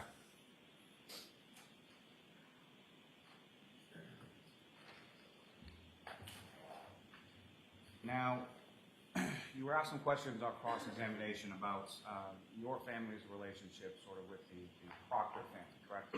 Correct. And taking the Proctor family as it was put as sort of an entity, what I'm going to ask you about is purely about Trooper Michael Proctor. How many times have you seen him in your life? Maybe 5, 6 times. And when about would those be, and what would the nature of those interactions be? Other than when I got interviewed last time with Trooper Proctor and one of his partners, other than that, I didn't see him for years, I want to say, since I was a young kid. And when you were a young kid, just so we're clear, as far as young, how young is young? Maybe saw him, I could have seen him at like a football game or something, but other than that, like pretty young, like 12, 11, 13 years old. And where about, or what was the context in which you would have seen him? Was it you and him together, or was it a group setting, family? How would you have come into contact with him? We've been over the grandmother's house a couple of times, but that's pretty much the only time I would see him.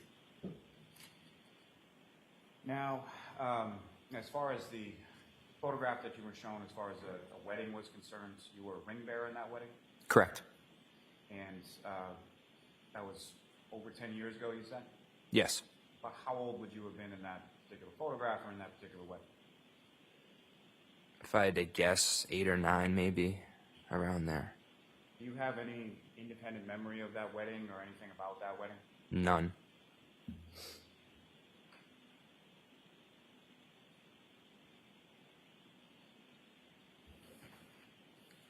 And as far as your family being close, again, sort of the Proctor family as an entity, is your family close with all of the Proctors, or is your family close with Courtney Proctor, or is your family close with Michael Proctor? Mostly just like my aunt and my mom's friendly with Courtney, I'd say. Not really close with Michael.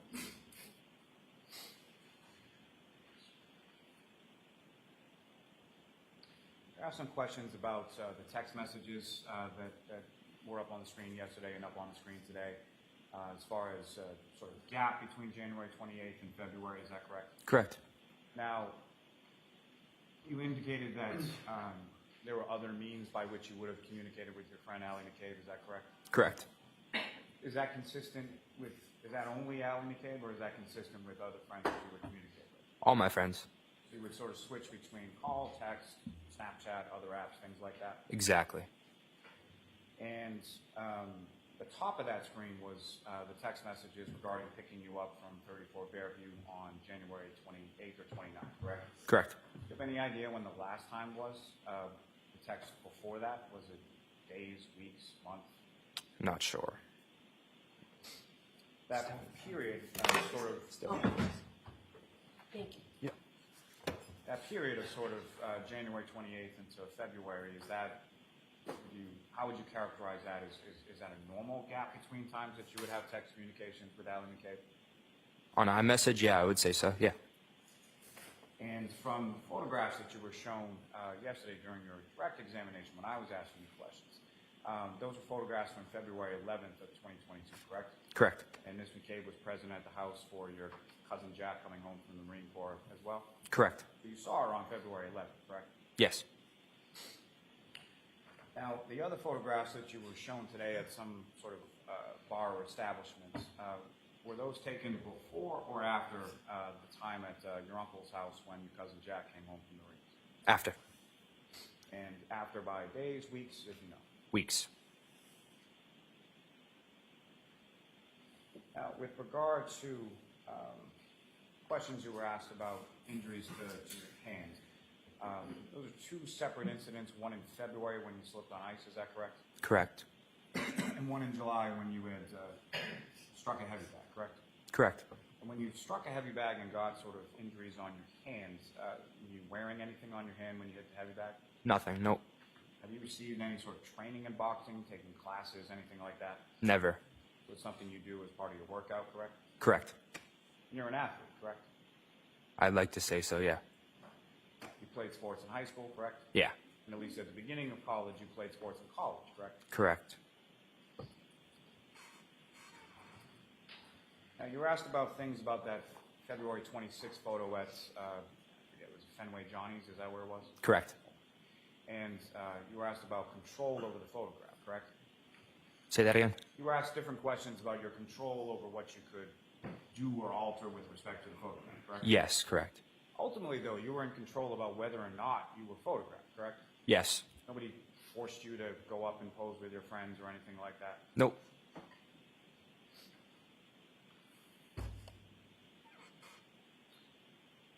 Now, as far as those videos that you were just shown, how old were you? Around 16, I'd say around 16 years old. So you believe it was sometime in your sophomore year of high school? Yes, that's what I believe. And so that would have been a couple years before your senior year of high school, which you were in January 2022, correct? Correct. And this video, as far as, do you recall who you were referencing in those videos? An Advantage club hockey team. So a club hockey team, were they about the same age as you? Yes. And did you know any of those people? Nope. And were they, the club hockey team, was that within the same town as you were? I'm not sure. Did you play hockey Nope. at any point in time in high school? Never. And was this just you sending them videos, or was this some sort of argument or something going back and forth? It was an argument going back and forth. So what, if anything, did you or any of your friends receive in regard to from that club hockey team? We received texts like being name called, like calling pussies and words like that. So do you recall which came first, as far as the text or the video? I do not recall. But similar, the text message that you received from this club hockey team, were they similar in nature to the videos that you posted? Correct.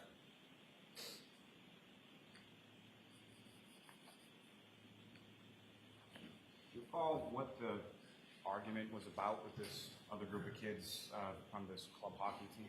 Yeah, it was the girls in our friend group, a couple of the girls in our friend group, like hung out with them a few times. So like all my guy friends got a little salty about it. So that's why we kind of sent videos back and forth. So you were teenage kids arguing about girls, correct? Exactly. And at any point in time, did your friend group and this club hockey team ever meet up at all? Never. Any sort of physical altercation or anything like that? Nope. And you indicated that you've never really been in a fight except for with your brothers, correct? Correct. And when you would get in a fight with your brothers, how old were you then? Younger, I'd say. Yeah, younger. Younger, like as young as you were when you were ring bearer in somebody's wedding? Yeah. Now, with regard to John O'Keefe, your neighbor who lived a couple doors down, did you ever threaten John O'Keefe? Never. John O'Keefe ever threaten you? Never. Did you ever get in an argument about girls? Nope. Any animus or any conflict that you can recall ever between yourself and Mr. O'Keefe? Never.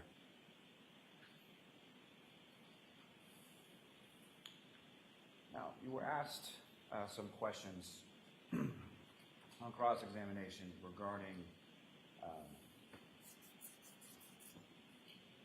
whether or not you've been thinking about this case for the last 2.5 years. Do you recall that? Yes. And you indicated that you had not, correct? Correct. Sorry. And you had indicated in your testimony in response to that questioning, essentially not until people were writing things about you on the internet, correct? Correct. Can you expound upon that? Can you explain to the jury sort of when that occurred and what were the things that were being written about you on the internet? I'd say about a little over a year. It started when people on Twitter, Instagram, social media were just coming at my family, calling us murderers, harassing us, showing up to our doorsteps, our sports games. I mean, we couldn't leave the house without people taking pictures of us, and it's very terrible. And how long has that gone on for? The past year and change, a couple months. Past year and a couple months, I'd say. To be clear, that night that you were at 34 Fairview Road at your uncle's house, January 28th and 29th, at any point in time did you see John O'Keefe at that house, come into that house, around that house, at any point in time that you were there? Never. Nothing further. Nothing, Your Honor. Thank you. Okay. All right, Mr. Albert, you're all set. I think that piece of paper goes back to Mr. Jackson. Did you leave something with the witness stand? Thank you, Your Honor. Okay. All right, Mr. Lally, your next witness.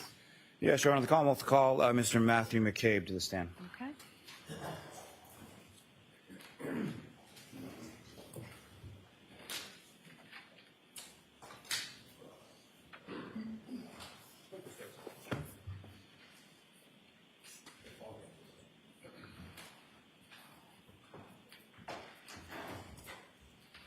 Step right up. Watch your step. Yep. Remain standing and face the court. Do you solemnly swear the evidence given to the court and jury in the case now hearing the truth, the whole truth, and nothing but the truth, so help you God? I do. Thank you. You can sit.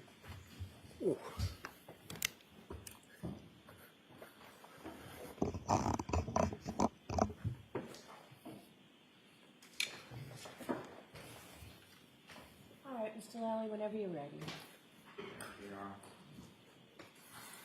Honor. Good morning, sir. Good morning. Good morning. Would you please state your name and spell your last name? Matthew McCabe, MCCABE,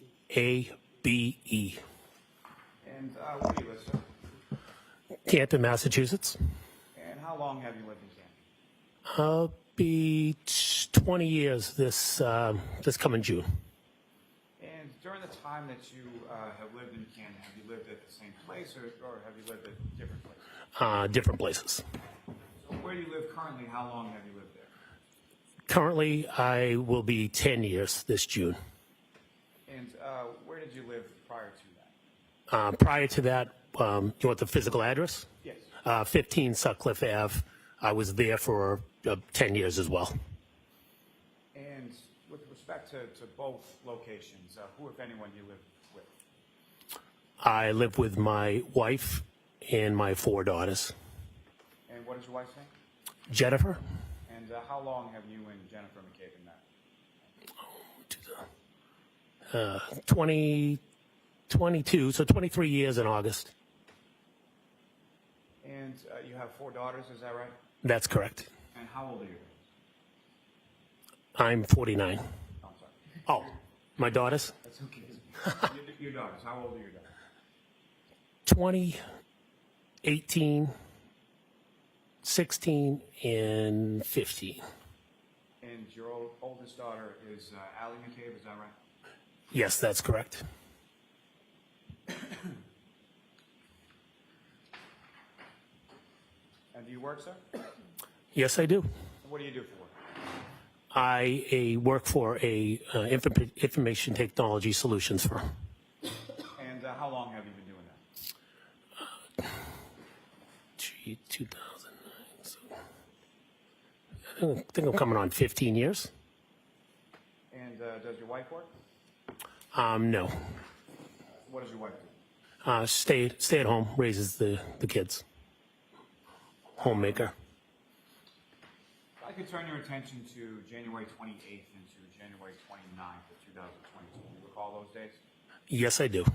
recall what days of the week? Friday into Saturday. And did you work that day on the Friday? Yes, I did. And at that point, do you recall, were you working in an office or remotely? I don't recall if that specific day I was in the office.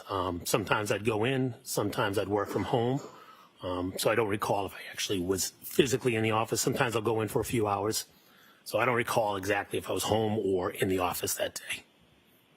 So regardless, at some point you sort of wrap up work for the day, and where did you go? Yes, finished up work and met some friends at a restaurant in Canton before my daughter's basketball game. And so on that evening, your daughter had a basketball game, is that right? Yes, that's correct. And who did she play for at that time? She played for Canton High School. Was that the varsity game? Yes. And which of your daughters, as far as age is concerned, which of your daughters was playing basketball for Canton High School at that time? That would be my second oldest, who's I'm sorry, go ahead. my second oldest. And so you, after work, had met some other people at an establishment in Canton, is that right? Yes, that's correct. Where did you go? The establishment was called the Canton Junction Pub or Canton Junction. I don't know the full name, but just went by the Junction. And who, if anyone, did you meet there, just in general? Handful of folks that played whose daughters played basketball on the same team with my daughter. So just sort of a group of parents who had kids on the basketball team? Yes, that's correct. And was your wife Jennifer there with you at that time as well? Yes, that's correct. And about how long were you at the junction? Game 6:30. Give or take hour and a half. And girls varsity basketball, was there sort of like a typical time that game would start or game would be scheduled for? Yes. And what time is that, Jennifer? Typically 6 or 6:30 would be the normal time. I don't remember if it was a 6:30 start that night or actually I think it was a 6:30 start, but typically 6 or 6:30. So sometime around 6 or 6:30, you make your way over to the high school, is that correct? That is correct. And in that, I mean, was this a home game, a road game, if you recall? That evening it was a home game. Do you recall anything about the game as far as who they were playing or if they won or anything like that? Yes, it was. They were playing the town of Foxborough High School, and they did not win. They went into overtime and lost. Now, with respect to your wife, Jennifer, as the kids were growing up, what if any relationship did she have as far as with respect to the kids in basketball? It's grown as like the youth years. Jennifer was a basketball coach and coached throughout the years. Coached a couple of my daughters. So she coached, and with respect to the daughter that was playing at the high school game that night, was that one of the daughters that she had coached? Yes, that's correct. So fair to assume she had also coached several of the girls that were on the varsity basketball team with your daughter, correct? Yes, a few of them. Yes. Now, when you get to Canton High School to the basketball game, is there sort of a typical area where you would sit or people you would congregate with while you're watching the game? Yes, we sit up in the bleachers. Usually the parents from the home side would tend to sit in the same area. So you sit there, you watch the game, game is over, and then what is sort of the plan from there, or where do you go? After the game, I drove my younger two daughters back home. So your whole family was there for the game, is that correct? My wife and my two younger daughters. My older daughter was there. She wasn't with us, but she was there as well. She was a student at Canton High School at that time as well? Yes, she was. So she's sitting with the other students, is that correct? Yes, I'm assuming. I don't recall where she sat, but most likely with the other students. So you drove your two daughters home, and then where did you go from there? After dropping my daughters off, my wife and I proceeded to the waterfall in Canton Center. And do you recall what you were just in one vehicle when you left the house and went to the junction and went to the high school game, back to the house and to the waterfall? Was it the same vehicle? Yes, we were in the same vehicle. And do you recall what kind of vehicle it was or whose vehicle it was? It was the family vehicle. It was my wife's vehicle. I don't know, what was it? I don't know if it was a Suburban or a Yukon. I forget which one, what brand it was. Some kind of SUV? Is it? Yes, a large SUV. And why did you go to the waterfall? We went to the waterfall. My wife informed me that her sister was at the waterfall with her niece and a few other people, and we went to go meet them. My understanding, it was my nephew's birthday, either that day or the day after, and they were going to meet out at the waterfall for his birthday. And just to be clear, as far as who we're talking about, your wife's sister, what's her name? Nicole Albert. And is Nicole married? Yes, she is. And what's her husband's name? Brian Albert. And the niece that you're talking about that was out there with your sister-in-law, what's her name? Her name is Caitlin Albert. And the nephew of yours whose birthday it was or was going to be, what's his name? His name is Brian as well. So essentially Brian Albert Jr., even if he's not. Yes, I believe he's a junior, yes. Now, with regard to the basketball parents and the other people that you had been with at the junction and then at the game, what, if any, communication was there amongst sort of the basketball parents that evening or any other? Yes, so we had a group text with the basketball parents, a handful of us, where after some of the games we would meet up afterwards. This evening, I know I sent a text out saying where we were going, because we were obviously meeting her sister, and a few of the parents responded where they were going. We kind of split up, except for one couple decided to meet us at the waterfall out of that group text. And the couple that decided to meet you at the waterfall, who were they? That would be Nick and Karina Kolakisis.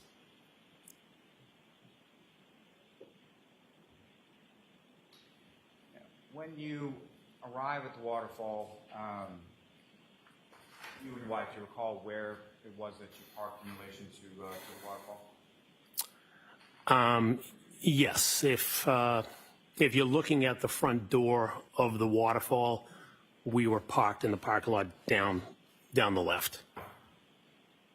And the waterfall sort of shares its parking lot or its establishment with the condo complex, is that correct? That is correct. So you parked somewhere in that parking lot? Correct. I parked in the parking lot, yes. And when you came into the waterfall, who, if anyone, did you see there, and where did you go? When we walked into the waterfall, we identified where Jen's sister and their party was sitting. And where were they sitting in relation to the waterfall? When you walk in the front door, I believe there's 3 long tables that are set up. They were in the third long table closest to the bar. There was also a band. They were right across from a little band. There was a live band there as well? Yes, there was. Now, prior to you and your wife entering into the waterfall, you recall what, if anything, you did, or who, if anyone, you were talking to in the parking lot? Yes. On the car ride from my house to the waterfall, and while I was in the parking lot, I was talking to a friend of mine on the phone. And do you recall just generally what the conversation was about? Yes, I do. And what was it about? It was about my daughter, my oldest daughter, Allie, who we mentioned. It was about her hockey team and her hockey coach. I was talking to one of the hockey coaches. And when you were talking to this person, this is inside the car, is that correct? That is correct. And despite it being sort of your wife's car, was your phone hooked up to the speakers? Did you have a Bluetooth or anything like that? I don't know if I connected mine to the Bluetooth or not. I don't recall if I was connected to the Bluetooth or not. I know my phone connects, so possibly. I don't know for sure if it was 100% connected that evening. Now, with respect to it being your wife's car, is there, when both of you are in the car, is there sort of a default as to which of your phones would connect to the Bluetooth, yours versus hers? If look at it that way, it'd be my wife's because it was her car. So the car would probably recognize her device over your device, correct? That is correct. Now, Actually, I started the call definitely on my phone because my kids were in. I was on the call for a while, so I think I had the kids still in the car when I was dropping them off. So I wouldn't have them listening to the call. So I must have been on, again, I don't remember, but I must have been listening on my, holding it in my hand. and when you come into the waterfall, do you recall about what time that was? 9 o'clock, give or take a couple minutes. And again, you come over to a table closest to the bar, and who's in the group when you get there? When we arrived, it was Nicole, Caitlin, Caitlin's boyfriend Tristan, Chris Albert, and Julie Albert. We were also joined by Nick Kolakisas, who I mentioned. I just don't remember if Nick was already in or if Nick walked in right after me, but Nick and I, we got there similar times. I just don't know if he was already sitting in the bar or standing there when I walked in, or if he came in right after. Oh, and Jen, obviously. And to be clear, people that were with you at this high top table in this sort of group, either then that you're talking about or throughout the course of the evening, these were people that were either sort of family or friends of yours or your wife's? Oh, yes, that's correct. Yeah, family and friends, correct. And so whether or not you and Mr. Kolakithis came in at the same time or slightly staggered, at some point he came in as well, correct? Yes, that's correct. And with respect, obviously you were out and you were at a bar, correct? Yes. And from what you recall, you were drinking and most, if not all, of the other people were drinking as well? Yes, yeah, everybody at the table, to my recollection, was drinking. And do you recall specifically what you were drinking on that night? I do. And what were you drinking? I was drinking vodka with water and a splash of Crystal Light. And is that something that you would normally drink? No. And why were you drinking that on that? I was in a diet competition with other people in the town, so I was trying to stay away from any beer, which would be what I typically would drink. And as far as your observations of the other people there throughout the course of the night, did you note anyone in your group, either at that time or subsequent in the night, to be sort of overly intoxicated or drunk or anything like that? No. And as far as the other people in your group, as far as drinking was concerned, at that time or any time later in the night, was their drinking sort of commensurate with the amount that you were drinking? I wasn't paying attention to see who was drinking, how much they were drinking. You know, I don't even know how many I had. Maybe at least 3, maybe 5. You know, I don't know for sure. You know, but give or take something there. But again, I wasn't paying attention to see if anybody was drinking faster than somebody else or et cetera. And in that sense, sort of how long were you at the waterfall that night? Got there at 9 and left a little after 12, so a little over 3 hours. So roughly 9 o'clock to about midnight or so, correct? Yes, I recall leaving a little after midnight, correct. Now, the initial group that you walked over to around the time that you got there, did that group expand or contract? Did people come or leave? Or can you explain sort of the order of that over the course of the evening? Yes. Shortly after we settled in, Nick's wife showed up. Could have been 15, 20 minutes. I don't remember the exact time, but Nick's wife, Karina, came. And Give or take 45 minutes, an hour after that, Brian Albert Sr. and Brian Higgins showed up. And around 11-ish, give or take, I don't know the exact time, Karen Reed and John O'Keefe showed up as well. Let me ask you a little bit about some of those other. But let me ask first about, as far as Caitlin's boyfriend, Mr. Morris, how long was he there that night? I don't recall how long he was there. I do know he left. He had mentioned something about working that evening. There was obviously a snowstorm coming in that evening, and he had mentioned that he was going to go home for a little bit before he had to go out and, I don't know if he was plowing or shoveling or doing something, but he was going to be going out that evening to plow, I believe. And Christopher Albert and Brian Albert, they're brothers, is that right? Yes, that's correct. And Christopher Albert's wife is Julie Albert, is that correct? Yes. And she is also friends with your wife, Jennifer McKay, correct?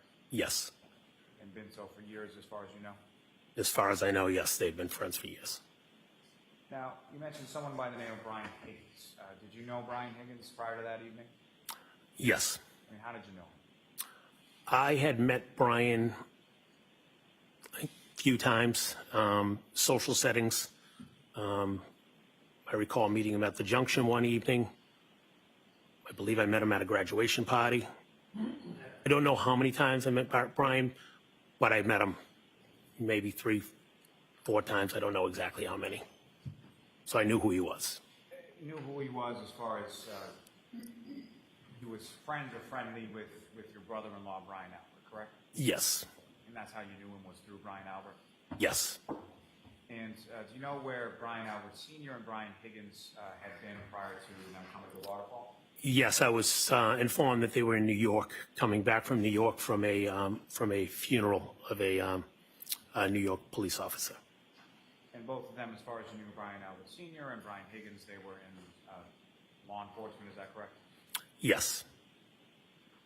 Now, you mentioned that at some point around 11 or so, John O'Keefe and Karen Reed came into the Waterfall, correct? Yes. And just to be clear, when you speak of Karen Reed, that's someone that you had met prior to this evening as well? Yes, that's correct. And clarity purposes for the record, do you see Ms. Reed in the courtroom today? Yes, I do. Could you just describe it as to where she's seated or an article of clothing? She is seated at the table with her attorneys. You want me to describe her clothing? If you could. Black, I don't know, sweater, I'm not sure, dress.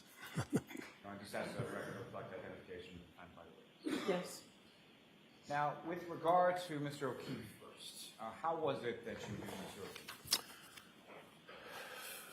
I've met John O'Keefe when he started to be the caretaker for his niece and nephew after their parents had passed.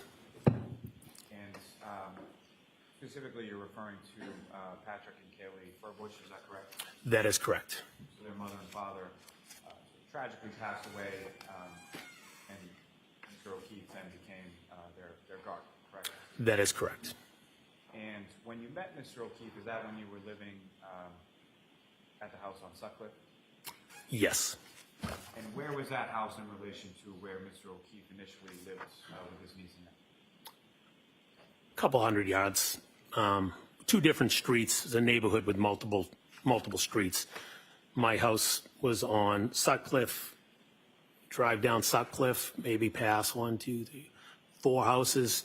Took a right, and that was John. That was the street that the kids lived on, maybe 4 houses up on the right. And with reference to, you mentioned that you had 4 daughters, is that correct? Yes. And were any of your daughters around the same age as John's niece, Kate? Yes, my third daughter is the same age, same grade as Kaylee. And about this time that John had moved in his house, close to the house you were living on Sutcliffe, about how old was your daughter and his niece, Kaylee? Ooh, I believe it was kindergarten. How old would you be in kindergarten? 7? I don't know. I think kindergarten's classic, so Okay. fair to say they were very young, correct? Yes. And with reference to the kids, what, if any, beyond sort of being neighbors, what, if any, relationship did either you or your wife have with regard to Mr. O'Keefe and specifically his niece and nephew? I'm sorry. Just the Very door. well, I was trying to. let me see. No, the door was shaking, so I couldn't hear the end of it. So around that time that Mr. O'Keefe moved in with his niece and nephew and took over guardianship of them, Yes. what, if any, relationship beyond being neighbors did yourself and or your wife have with respect to Mr. O'Keefe and the kids? Oh, yeah, we had a good relationship, especially my wife. She was having the kids the same age, Kaylee, and my daughter. She was very involved with helping him out, whether it was rides to various events. Throughout those years, I'd also coached Kaylee myself a couple times in soccer, and my wife also coached her in basketball. So play dates, things of that nature. Various times we'd go out with John, where he would meet up somewhere where we were. So a friendly relationship where, John was, in essence, acting as a mother and a father. And so you do a lot of communicating through my wife in regards to needing help and things of that nature. And in particular, his niece Kaylee and your daughter, who was around the same age, were they friends? Yes, they were friends. And about how close were they, particularly around that younger age? They were very close in the young age. Kaylee would spend a lot of time at our house, spend a lot of time sleeping over. So they were very close. And Kaylee in particular, was she, how close was she with your wife, Jennifer? Kaylee was close with Jen. Kaylee was mature, well beyond the other girls in regards to she was bright, and she was very articulate, so she could have conversations with the adults much better than the other kids. Having 4 girls, she's a bright kid. Now, at some point, Mr. O'Keefe and the kids moved from that house, and you also moved from the house on Sutcliffe, correct? That is correct. And do you recall the order of that? Was it you that moved first, or they that moved first? I'm pretty sure I moved first. Yes. And about how far away from the house on Sutcliffe was your new house? It's right up the street, driving in a car, 2 minutes. I don't know, mile and a half. I'm not sure the exact distance, but not far away. And where did John and the kids move? They moved a little further away from, they're probably a couple miles away, 2.5, 3 miles. I don't know the exact distance. Not far.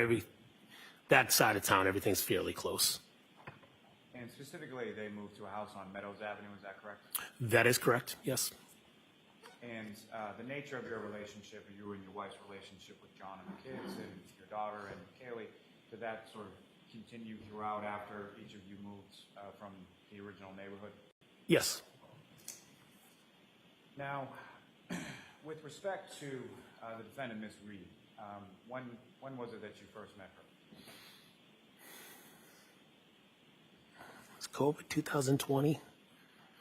We met her summertime of, I think it was the COVID year. I think it was 2020, summer. Can you recall the circumstances of that or how you came to meet her at that time? Yes, I do. And could you explain to the jury what were the circumstances? Where did you meet her? John had reached out to my wife, Jen.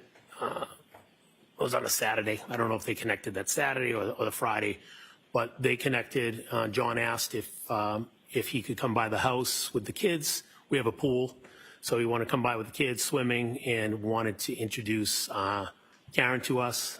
Specifically wanted to introduce Karen to my wife, Jen. You know why that was? Yes, because they were dating, and he informed my wife that Karen had MS, and my wife has MS. So he thought it'd be good for the two of them to get to know each other, could have conversations with each other, obviously both suffering from MS. How how long has your wife suffered from MS?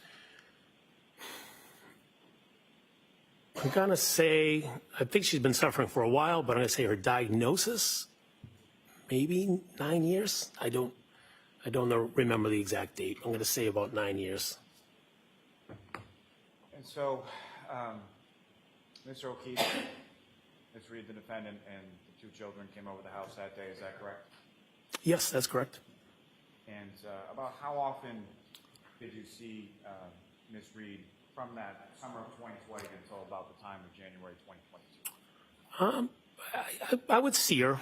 There was a couple other times that John and Karen came by the house with the kids, and also see her at sporting events, whether it was soccer, whether it was basketball. Would see her at events, whether it was practices, picking somebody up. I would see Karen around. And as far as you knew, or what if anything, let me ask you this: as far as your relationship with Mr. O'Keefe, is someone he was dating, or what was going on with someone he was dating's relationship, is that the kind of thing that the two of you would discuss? You're asking John and I if he would. No, John and I don't recall ever having any conversations about his relationships with me directly. And that applies to the defendant, Ms. Reed, or applies to any other relationship you had while the two of you were friends, correct? Correct. Now, turning your attention back to the waterfall on the evening of the 28th, when Mr. O'Keefe and the defendant come in, where is it that they went in relation to the group at the high top when they first came in? They came in and immediately made contact with us, walked right over to our table. And when they came over to the table, what if anything happened when they came over to the table? How you shaking hands, hugging. How you guys doing? Good to see you. Typical meet and greet when you see somebody that you're friends with. And if you recall, was there a particular sort of side of the table, or where were you situated in relation to the table, and who, if anyone, was situated around you? Yes, if I was to be looking at the table, long table, I spent most of the time at the end of the table, kind of in the corner on the right side. Nick Kolokisis was right next to me. There was a wall. It's kind of thin. The table ends. There's a little space, and there's a wall right behind you. Nick was there. I was there. Jen, Karina were on this side most of the time. Brian and Brian were on the opposite side of the table, my recollection. I mean, there was obviously some movement around, but I spent most of the time, again, if the table's coming across, standing on the end. I did sit down for a little bit, if I recall, but definitely on the edge of the long table. Is it fair to say that Kolokisis didn't really know anybody at the table besides yourself and your wife? Fair to say. They obviously knew who John was. They have a daughter as well, the same age as Kaylee. I don't know if they hung out with them, but fair to say that obviously it was my family and was there, Jen's family. So yes, I'd say in general, correct. I'm just going to wait for the... Huh. You get water.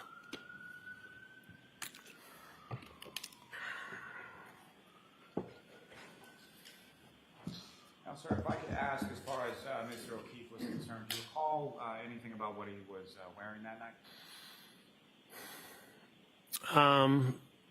I recall it, a baseball cap, and he tends to brim it over a little bit, and shirt and jeans. I don't know exactly what he was wearing. Do you recall seeing him at any point in time with any kind of winter coat or heavy coat or anything like that?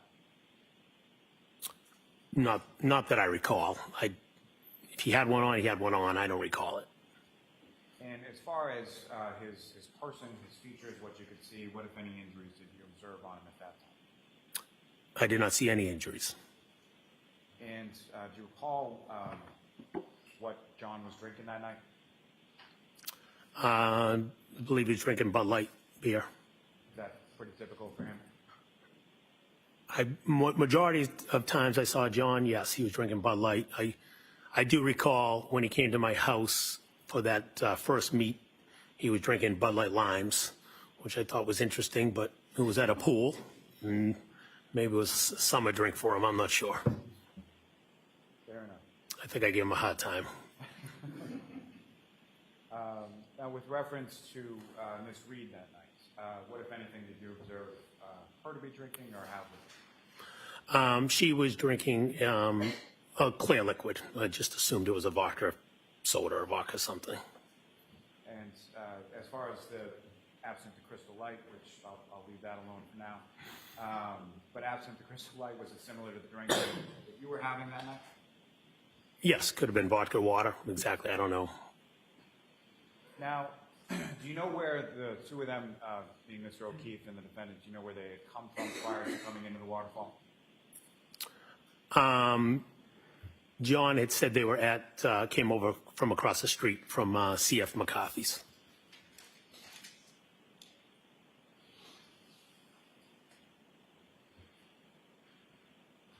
Now, let me ask you, as far as you were going to the waterfall, or your understanding was that it was your nephew, Brian Albert Jr.'s birthday, correct? Yes. And was he at the waterfall at any time that you were there? No. And at some point, did you learn where he was? Yes, I learned he was still home. And was there any conversation, or do you know why he was still home? My understanding is I thought we were waiting for him. He never showed up. My understanding was he chose to stay home. I had a couple friends over the house. Now, from the time that you were in the waterfall, how would you describe sort of the mood or the demeanor of sort of the group at large? Everybody was just having a good time, hanging out, socializing, talking. As I said, there was a live band playing for a little bit, and just a normal evening.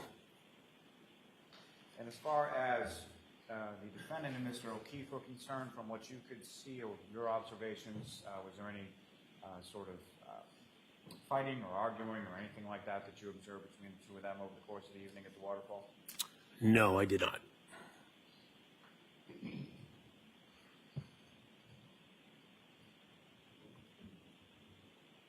mentioned that you had left the waterfall sometime after midnight. Is that correct? Yes, that's correct.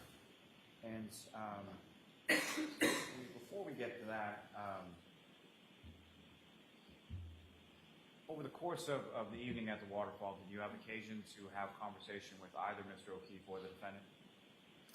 Yes, I did. And would that be both? Yes. And starting with Mr. O'Keefe, what, if any, conversation, generally speaking, do you recall having with Mr. O'Keefe that evening? I believe that night I think that night he was out because Kaylee, maybe they just got the acceptance from Kaylee. He was excited about her acceptance to what's the school? Bishop Feehan, a local high school. And that was something that you were aware of that she had applied for to get into that school, correct? Yes.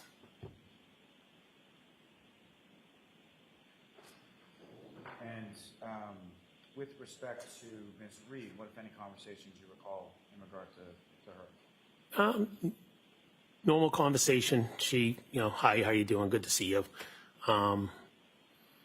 She made a reference to myself asking how Jen and I do it.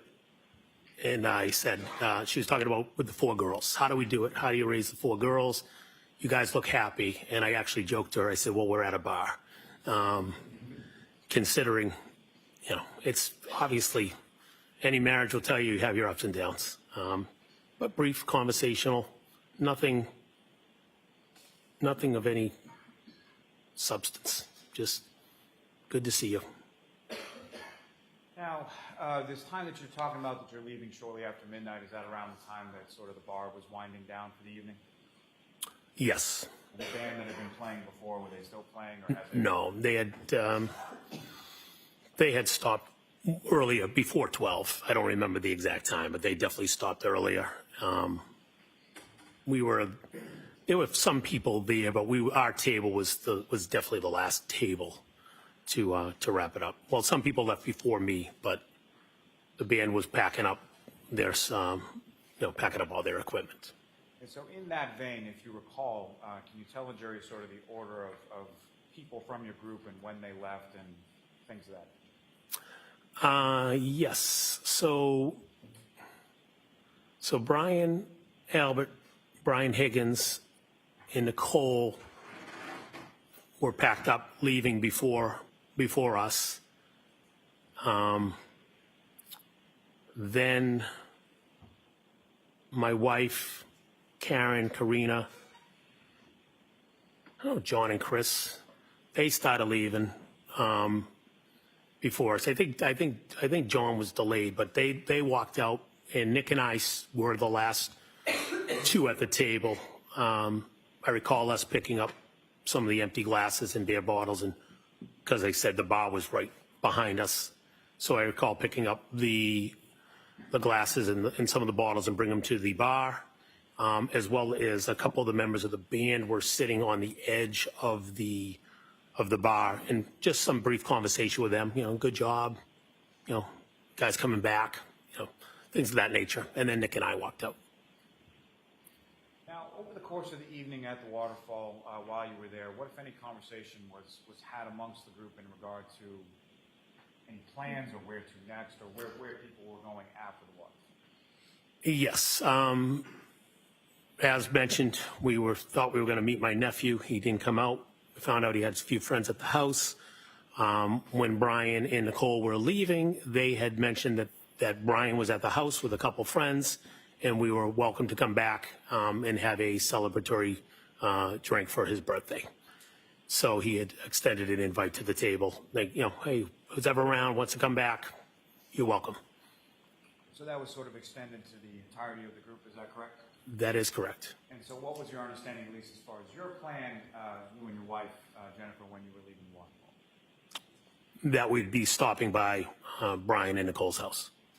And so prior to that discussion regarding stopping by your brother-in-law Brian Albert's house, what, if any, discussion was there in regard to your to his brother Christopher Albert? Let me ask you, what, if any, other discussion other than going to your brother-in-law Brian Albert's house was there at the table in regard to places to go after?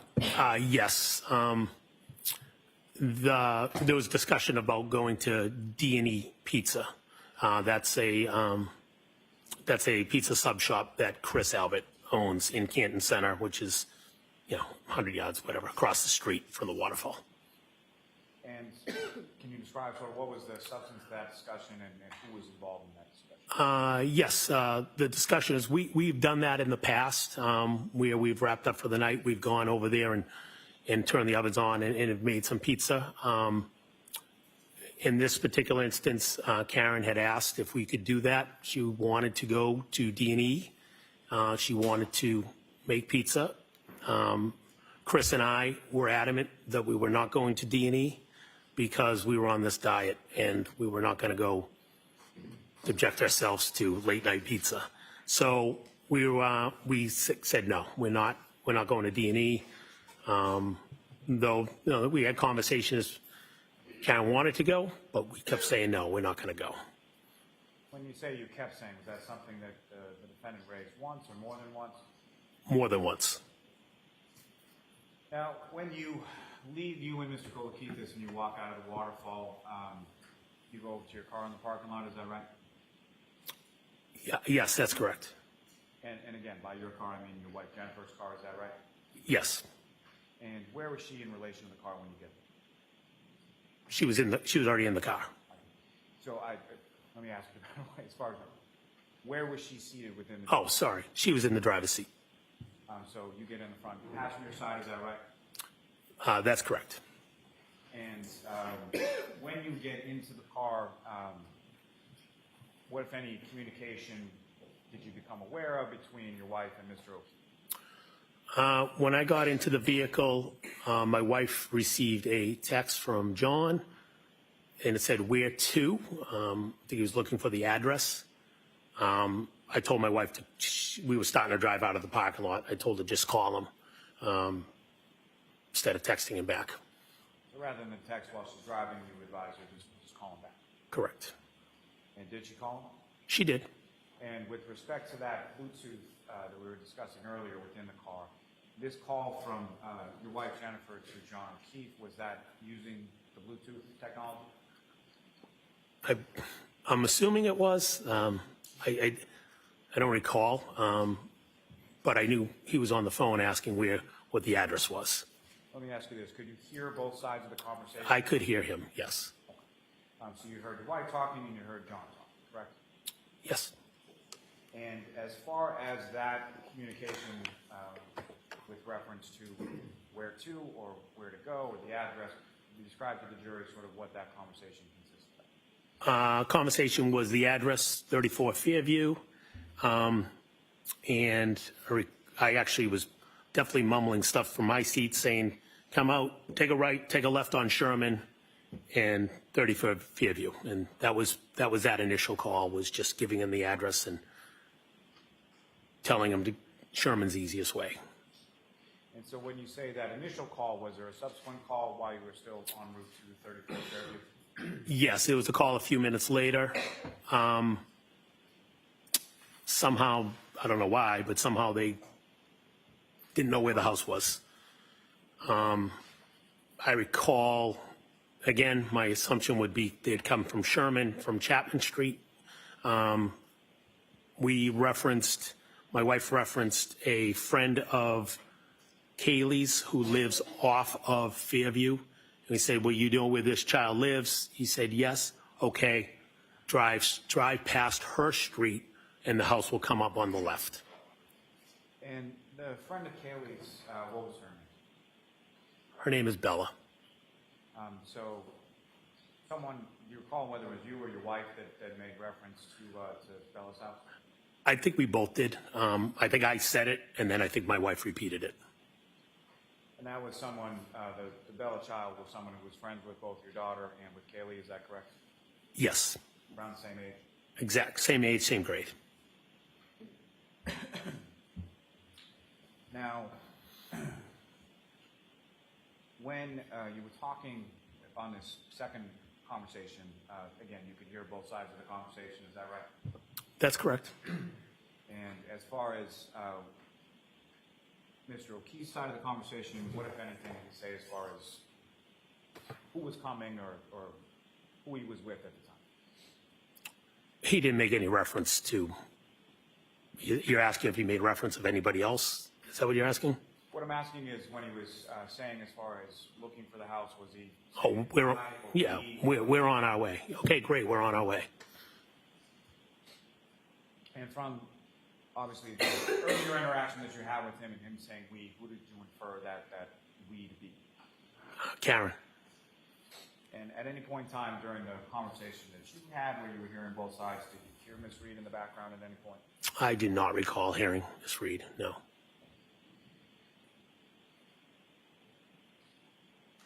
Now, about how far a drive is it, how long a drive is it, roughly from the waterfall to 34 Fairview? The way I would go, 4 minutes, give or take, 5 minutes. There's multiple ways, but depends on how you go, I guess.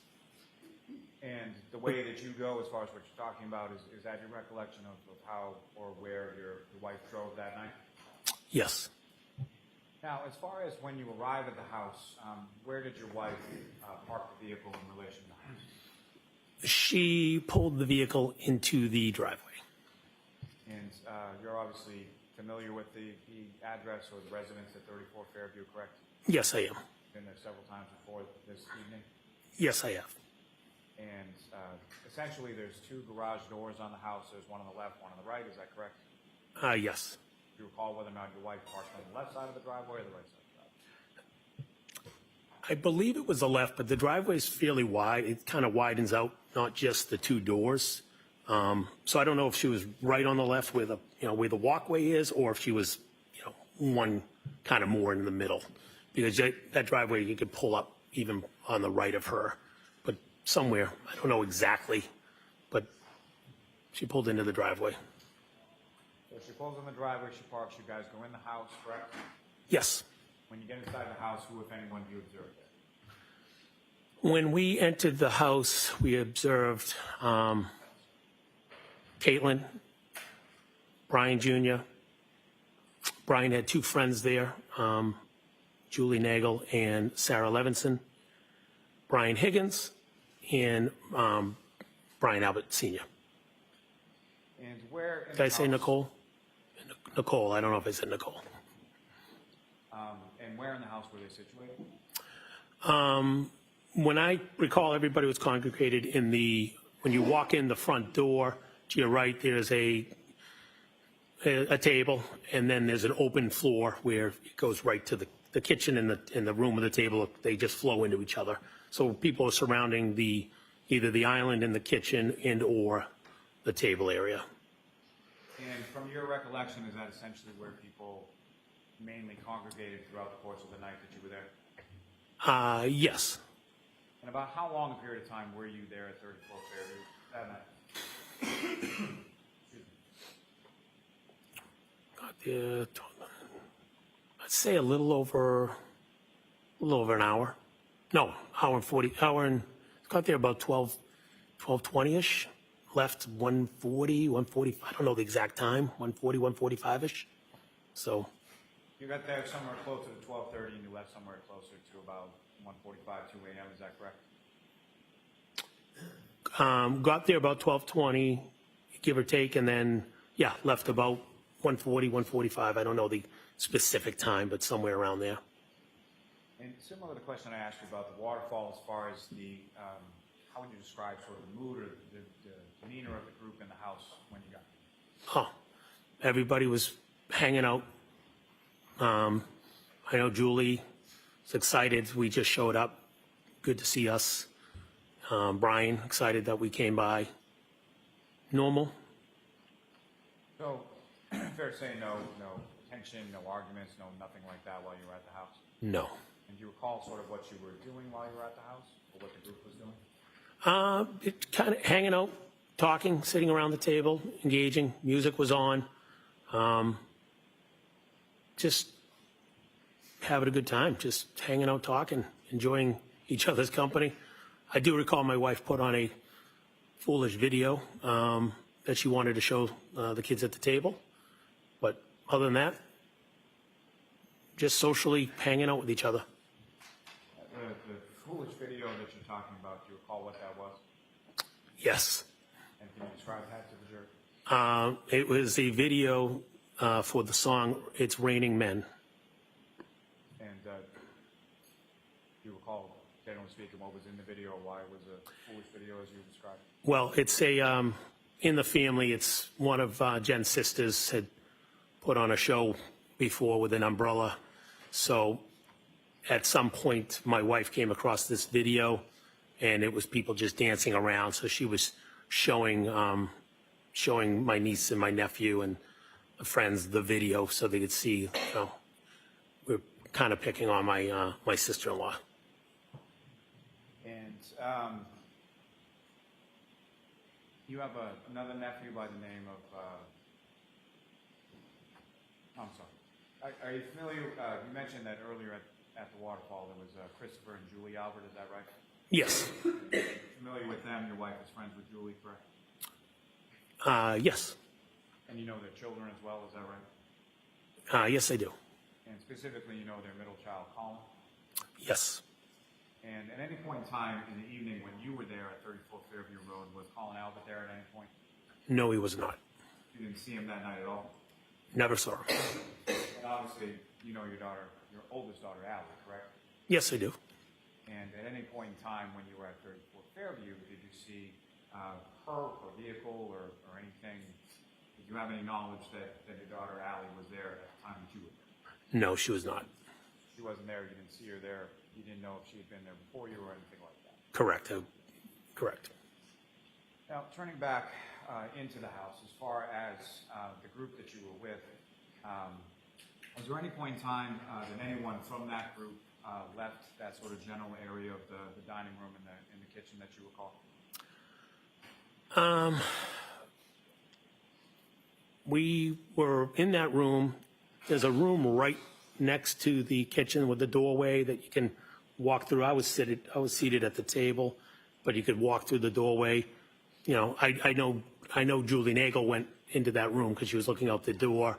Other people could have walked in and out of that room. It's right there, right next to us. At any point in time over the course of that evening, did you see anybody sort of go upstairs or downstairs to the basement or anywhere else but that general area of those three rooms in the home? I did not see anybody. Now, at some point, you mentioned that Julie Nagel was looking outside for something. Is that correct? Yes, that is correct. How long was that in reference to after you arrived and then when that happened? Again, I don't know the exact time. I'm going to say could have been 3 minutes, could have been 5 minutes, somewhere in that vicinity. We arrived, said hello, good to see everybody, and shortly after, she had mentioned that her brother was there to pick her up. Now, as far as the Levinson and Miss Nagel, they were friends of your nephew, Brian Albert Jr., is that right? That's correct. And did you know them at all at that time, you know, when you arrived there on the 28th? Miss Levinson, I did not know. First time I met her. I definitely had met Julie before.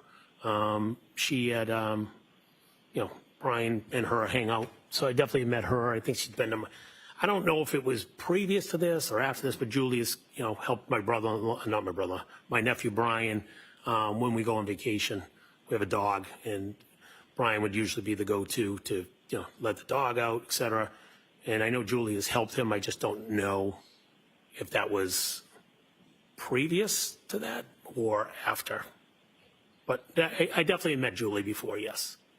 So you had met her before, but essentially met her as a friend of your nephew's, correct? Yes, Not someone that you knew particularly well, is that fair to say? correct. Didn't know her well. So after about 3 to 5 minutes or so after you arrived, you observed Ms. Nagel looking outside, correct? Yes, she was going out the door, correct. And do you know why she was going out the door? She said her brother was there to pick her up, but she didn't want to leave.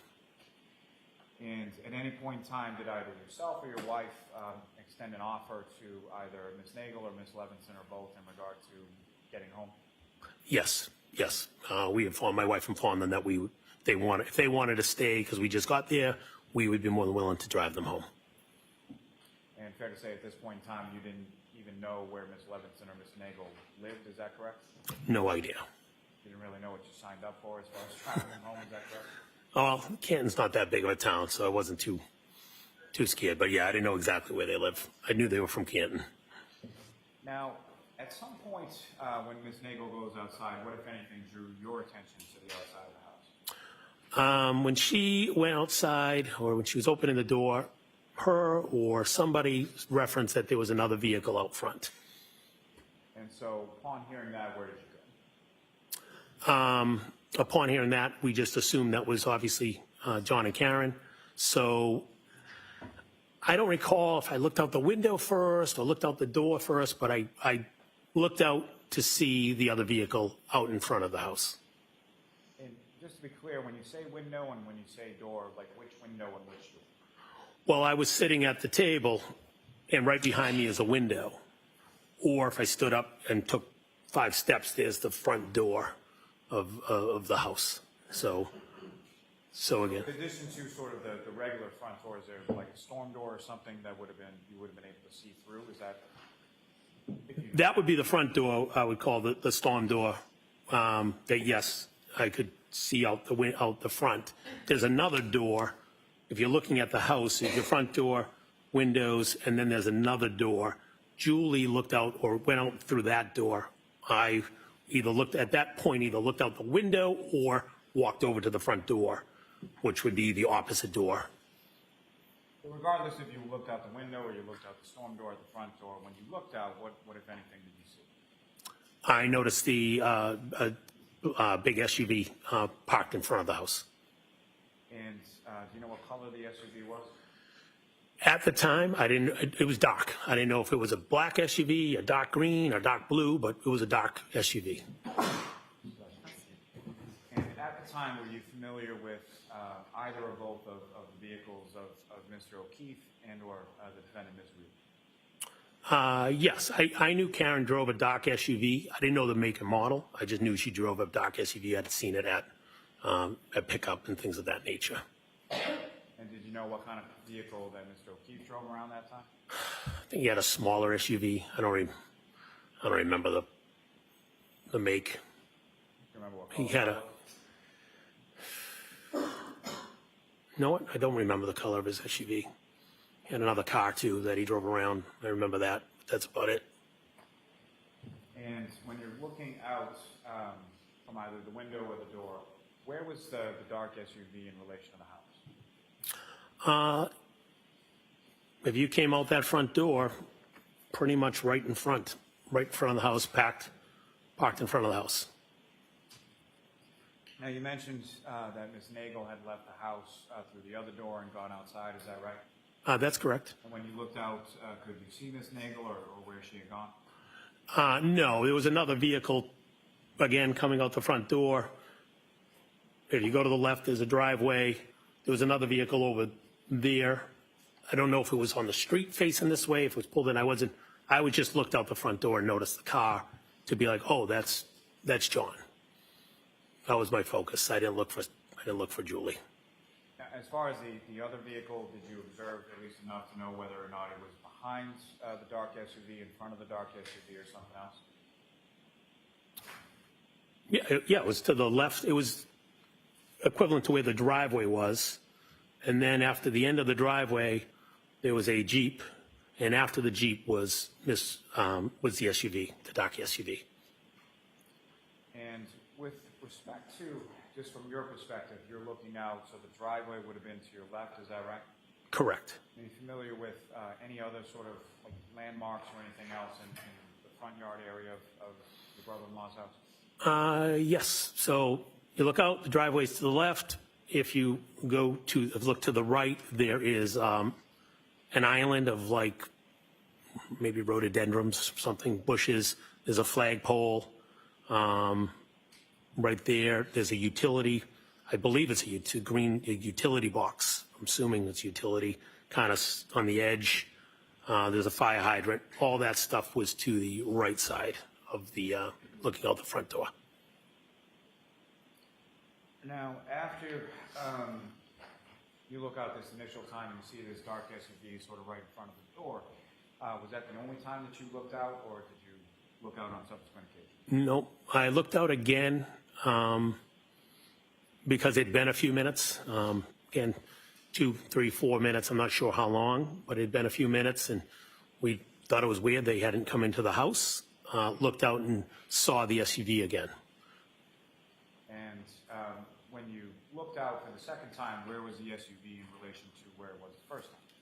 The SUV had moved up the road from the front of the house. It went from spot A to spot B. Now it's further up, more in sync of where the again the flagpole, the utility box, more in sync with that. It had moved up the road. Thought it was weird that they hadn't come in. Now, as far as the times that you're looking out, did you happen to make any note of sort of, let me ask you this, taking you back to the waterfall just for a second. When you were driving, or your wife was driving from the waterfall to 34 Fairview, what, if anything, did you observe as far as what was the weather doing? The snow had started to fall. And at that initial time that you're going from the waterfall to Fairview Roads, was it sticking to the pavement or anything at that point? I believe there was a dusting. It was definitely falling. I don't think it was on like the main roads, but definitely a dusting of snow was falling. Correct. And from that time after you arrived at the house and shortly thereafter when you observed this dark SUV out in front of the house, had that changed at all as far as the accumulation or sticking to the pavement, roadway, grass, anything like that you saw? Yes. At some point, at least on their road in their grass, you could see the snow had started to, it definitely was sticking on that road. Now, you observe it initially in front of the door, then about 3 or 4 minutes later, you observe it further up towards the flagpole, correct? That's correct, yes. And each of these times, you're not just standing at the door or standing at the window, staring out the entire time, correct? No, just looking out, being like, what the hell are they doing? And going back to my seat. And at other than those 2 times that you've already testified about, was there any subsequent times after that? Yes, I definitely looked out a third time out the door. And the third time that you looked out the door, where was the dark SUV in relation to where it had been the second time? It had now proceeded further up the road, past the flagpole, past the utility box, past the fire hydrant, more in line with, between the yards, I believe there's bushes and trees that separate the Alberts residence to the next residence. So it was actually past the Alberts residence and a little further up, I'd say more on the edge of the property line of the, if you're looking out of the neighbors to their right, if I'm looking out of their house. Now, this distance between the second time that you saw it and the third time that you saw it, do you have any idea about how much distance that was or how many feet? Hey, I'd be guessing 30, 40 feet. I don't know. I have no idea. I'd have to measure it. Now, with respect to the snow that had fallen on the ground, as far as the vehicle was concerned, it moves from one point to the second point to the third point. Do you observe any sort of tire marks or anything in the snow out on the road when you looked out? Yes, I did. And the tire marks that you observed, did they essentially lead up to the back tires of the dark SUV that you saw out there? At some point, I looked out and noticed tire marks that would have started before the Jeep. So if the Jeep was here, so where it's just a weird, like a wave. There was a weird wave in the road. You could see the tire marks. And was that before or after? So at some point, Ms. Nagel goes out to some other vehicle and then comes back inside the house, correct? Yes, that's correct. You know about how long she was outside of the house for? I'd be guessing a minute. I'm not sure. Just not terribly long time? No, not at all. And so the time that you observed this sort of abnormality in the tire marks that you see out there, was that before or after she had come back inside the house? That would have been after. So you don't know if that was from the dark SUV or whatever vehicle she had met. You have no idea. Objection. No. Can you answer that? Well, the form of the question, it's sustained then. Do you know which vehicle left those abnormal tire marks you saw? Based off of where the tire marks were, they came off the curb. I would have, my assumption was it was the SUV. I withdraw. Okay, I heard the answer. I withdraw. okay. But you don't know, correct? No, I didn't see the no. And that was my next point. As far as when you saw the vehicle, as far as each of those 3 times, it was stationary each time you saw it, correct? The first 2 times, definitely stationary. The third time looked stationary. If it was going a half mile per hour, I'm not sure, but it was further up the road. It looked to me it was stationary, but like I said, if for some reason it was moving, it could have been moving. But now, each time that you saw the vehicle, was it in the same sort of position with respect to the house? By that I mean, as far as was it on the Alberts, was it on the 34 Fairview side of the road or the other side, or where was it positioned with respect to the roadway? yes, same position, parked parallel to the Alberts house, heading forward as if you were going to leave Fairview to head up to Chapman Street, heading away from the house. And so each time that you observed the vehicle, you were looking at sort of the passenger side of that vehicle, correct? That is correct. And at any point in time, either of these 3 occasions that you observed the vehicle, did you see anybody outside of it?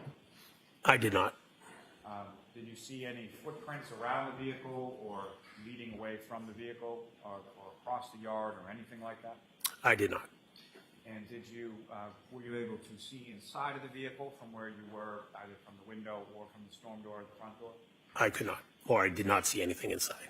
And further to that point, at any point in time that you observed this vehicle in front of the house, you see any sort of interior lights on inside the vehicle? Not that I noticed. Now, you saw it at point 1, point 2, point 3. Were there any other times that you looked outside? I'm assuming I looked out because at some point the vehicle was gone. So I must have looked out one more time because there was no vehicle there anymore. And again, I don't know if I just peeked out the window and said, oh, they left. Again, we didn't know where they were. And do you know whether or not there had been any attempt at communication by anyone in the house to Mr. O'Keefe at any point? Yes. And who was doing that? My wife was trying to communicate with John, let him know that let him know he's here. I'm going to let that stand. And at any point, do you know whether or not Mr. O'Keefe communicated back to Ms. McCabe while they were out front of the house? Objection. Do you know? Not how you know, but do you know? Do I know if Mr. O'Keefe communicated back to Jen? Is that the question? That's my question. No. No, she did not, or no, you don't know? Oh, no, sorry. No, she did not. Sorry. Right, I'll strike that. Now, Ms. McCabe, with regard to this, from the first time that you sort of get up and either look out the window or look out the door and see it in front of the front door, to the time that you look out and see it for the third time, or let me ask you this, from the time that you see it in front of the door to the time that you see that there's no vehicle there anymore, do you know how long a period of time that was? I'd say at least 10 minutes, could be 12, 13, 14. I don't know the exact time, but it was out there for a little bit. And so, let me ask it this way. As far as from the first time to the second time, you have testified it was about 3 or 4, 5 minutes, somewhere in there, correct? Correct. Were the timing in between the times that you looked out, were they relatively consistent with each other? Yes, they were. So you look out 3 or 4 minutes, look out again, 3 or 4 minutes, look out again. Is that? Yes, that would be in line. Correct. And at some point around 1:45 or 2 a.m., somewhere in there is when you leave Fairview Road, is that correct? Yes, Do you recall who drove your wife's vehicle home that night? I drove. And or if anyone else was in the vehicle, and where were they seated within the vehicle when you left? So we were driving Sarah Levinson and Julie Nagel home. They were in the back seat of the vehicle, and my wife was in the passenger seat. I don't know who sat behind the passenger, who sat behind the driver, but they were in the back seat. Your Honor, if at this time with the court's permission, I'd like to publish for the jury for this witness exhibits 71, 72, and 73. Okay. Mr. Chairman, if I could have exhibit 71 first.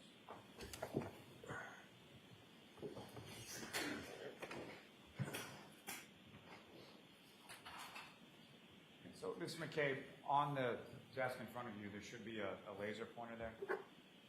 If you just click that button and point at the screen, if when anyone asks you to do so.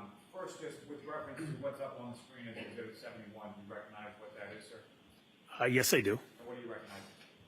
34 Fairview. And absence of the snowfall, obviously, is this essentially what the house looked like on that early morning of January 29th? Yes, that's correct. And if you could, with relation to the window first, and then the storm door that you were talking about, that you were looking out from the house, could you, using the laser pointer, show the jury what that is? Is that working? That would be the window. That'd be the storm door. And with respect to the first placement, the first time that you look out and see the dark SUV in front of the house, is that visible in this photograph? Wait, can you repeat that? Sorry. First time that you look out and see the dark SUV in front of the house, Is that position, is that visible in this photograph? I'd probably catch the very back end because there was a Jeep parked right here, so it'd be right there. Ms. Gilman, if I could have Exhibit 72. Again, sir, do you recognize what's up on the screen? Yep. It's another photograph of the residence of 34 Fairview, is that correct? Yes. If you could, using that laser pointer, could you show the jury or demonstrate to the jury where that vehicle was the first time that you saw it? Say right about here, in this general area. The second positioning that you were talking about, is that visible in this photograph? No, it'd be further up the road. So Ms. Gilman, if I could have Exhibit 73. Can you recognize what's depicted now in Exhibit 73? Yes, I do. And that secondary position that you observed the vehicle in is visible in this photograph. Yes, it is. So if you could, sir, just direct the jury's attention to where about that was. In this general area right here. And the third positioning that you saw the vehicle in, can you describe where that was? Yep, it'd be further up the road. Let's say, give or take, right there. Thank you, Ms. Gilman. You can take it.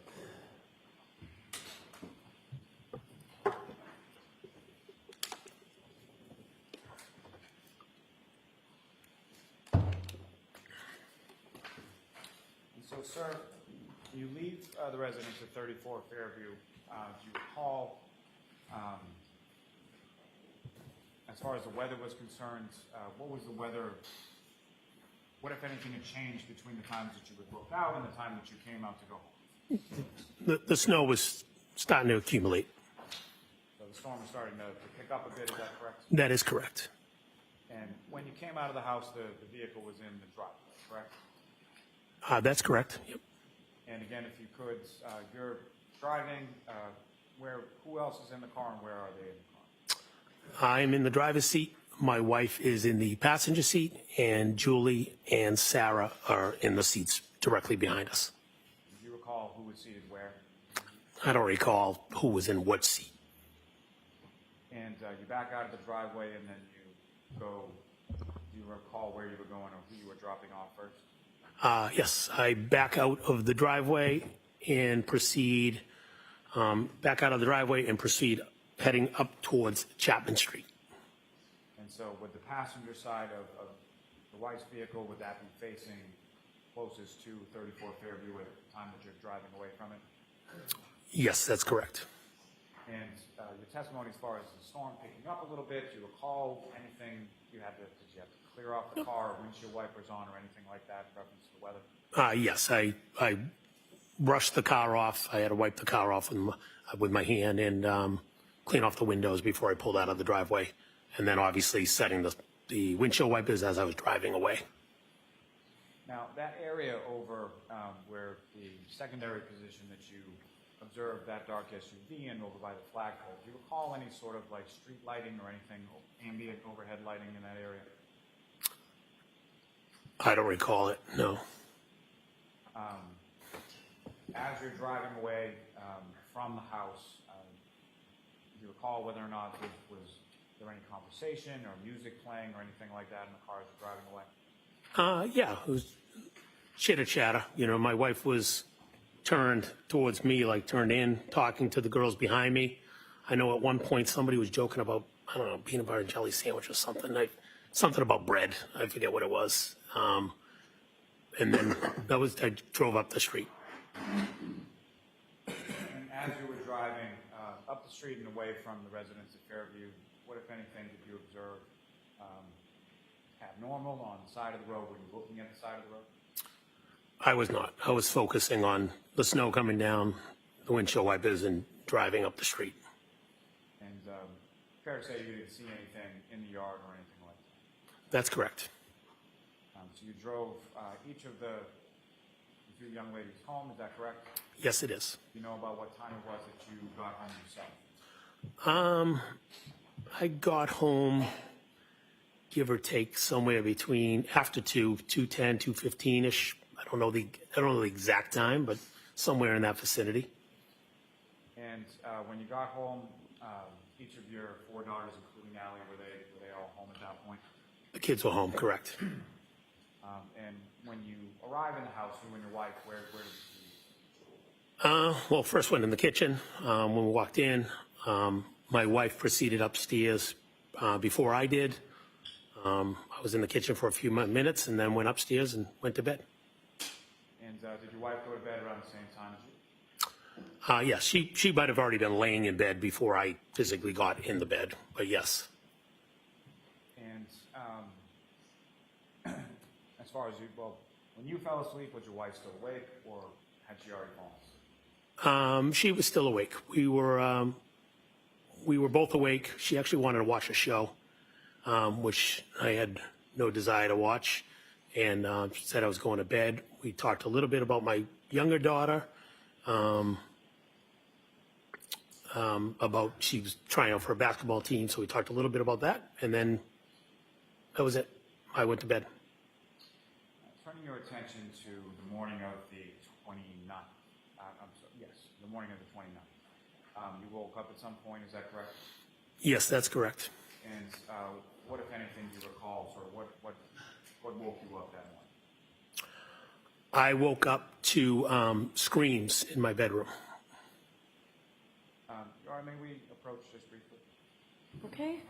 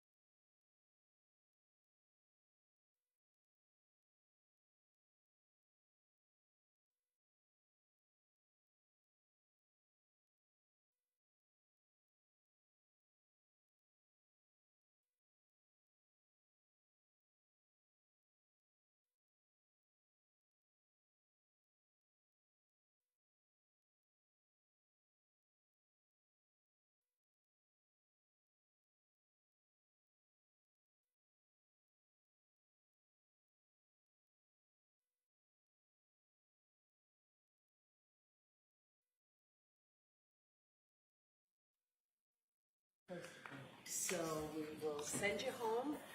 Please make sure you follow those 3 cautions. Do not discuss this case with anyone. Don't do any independent research or investigation into this case.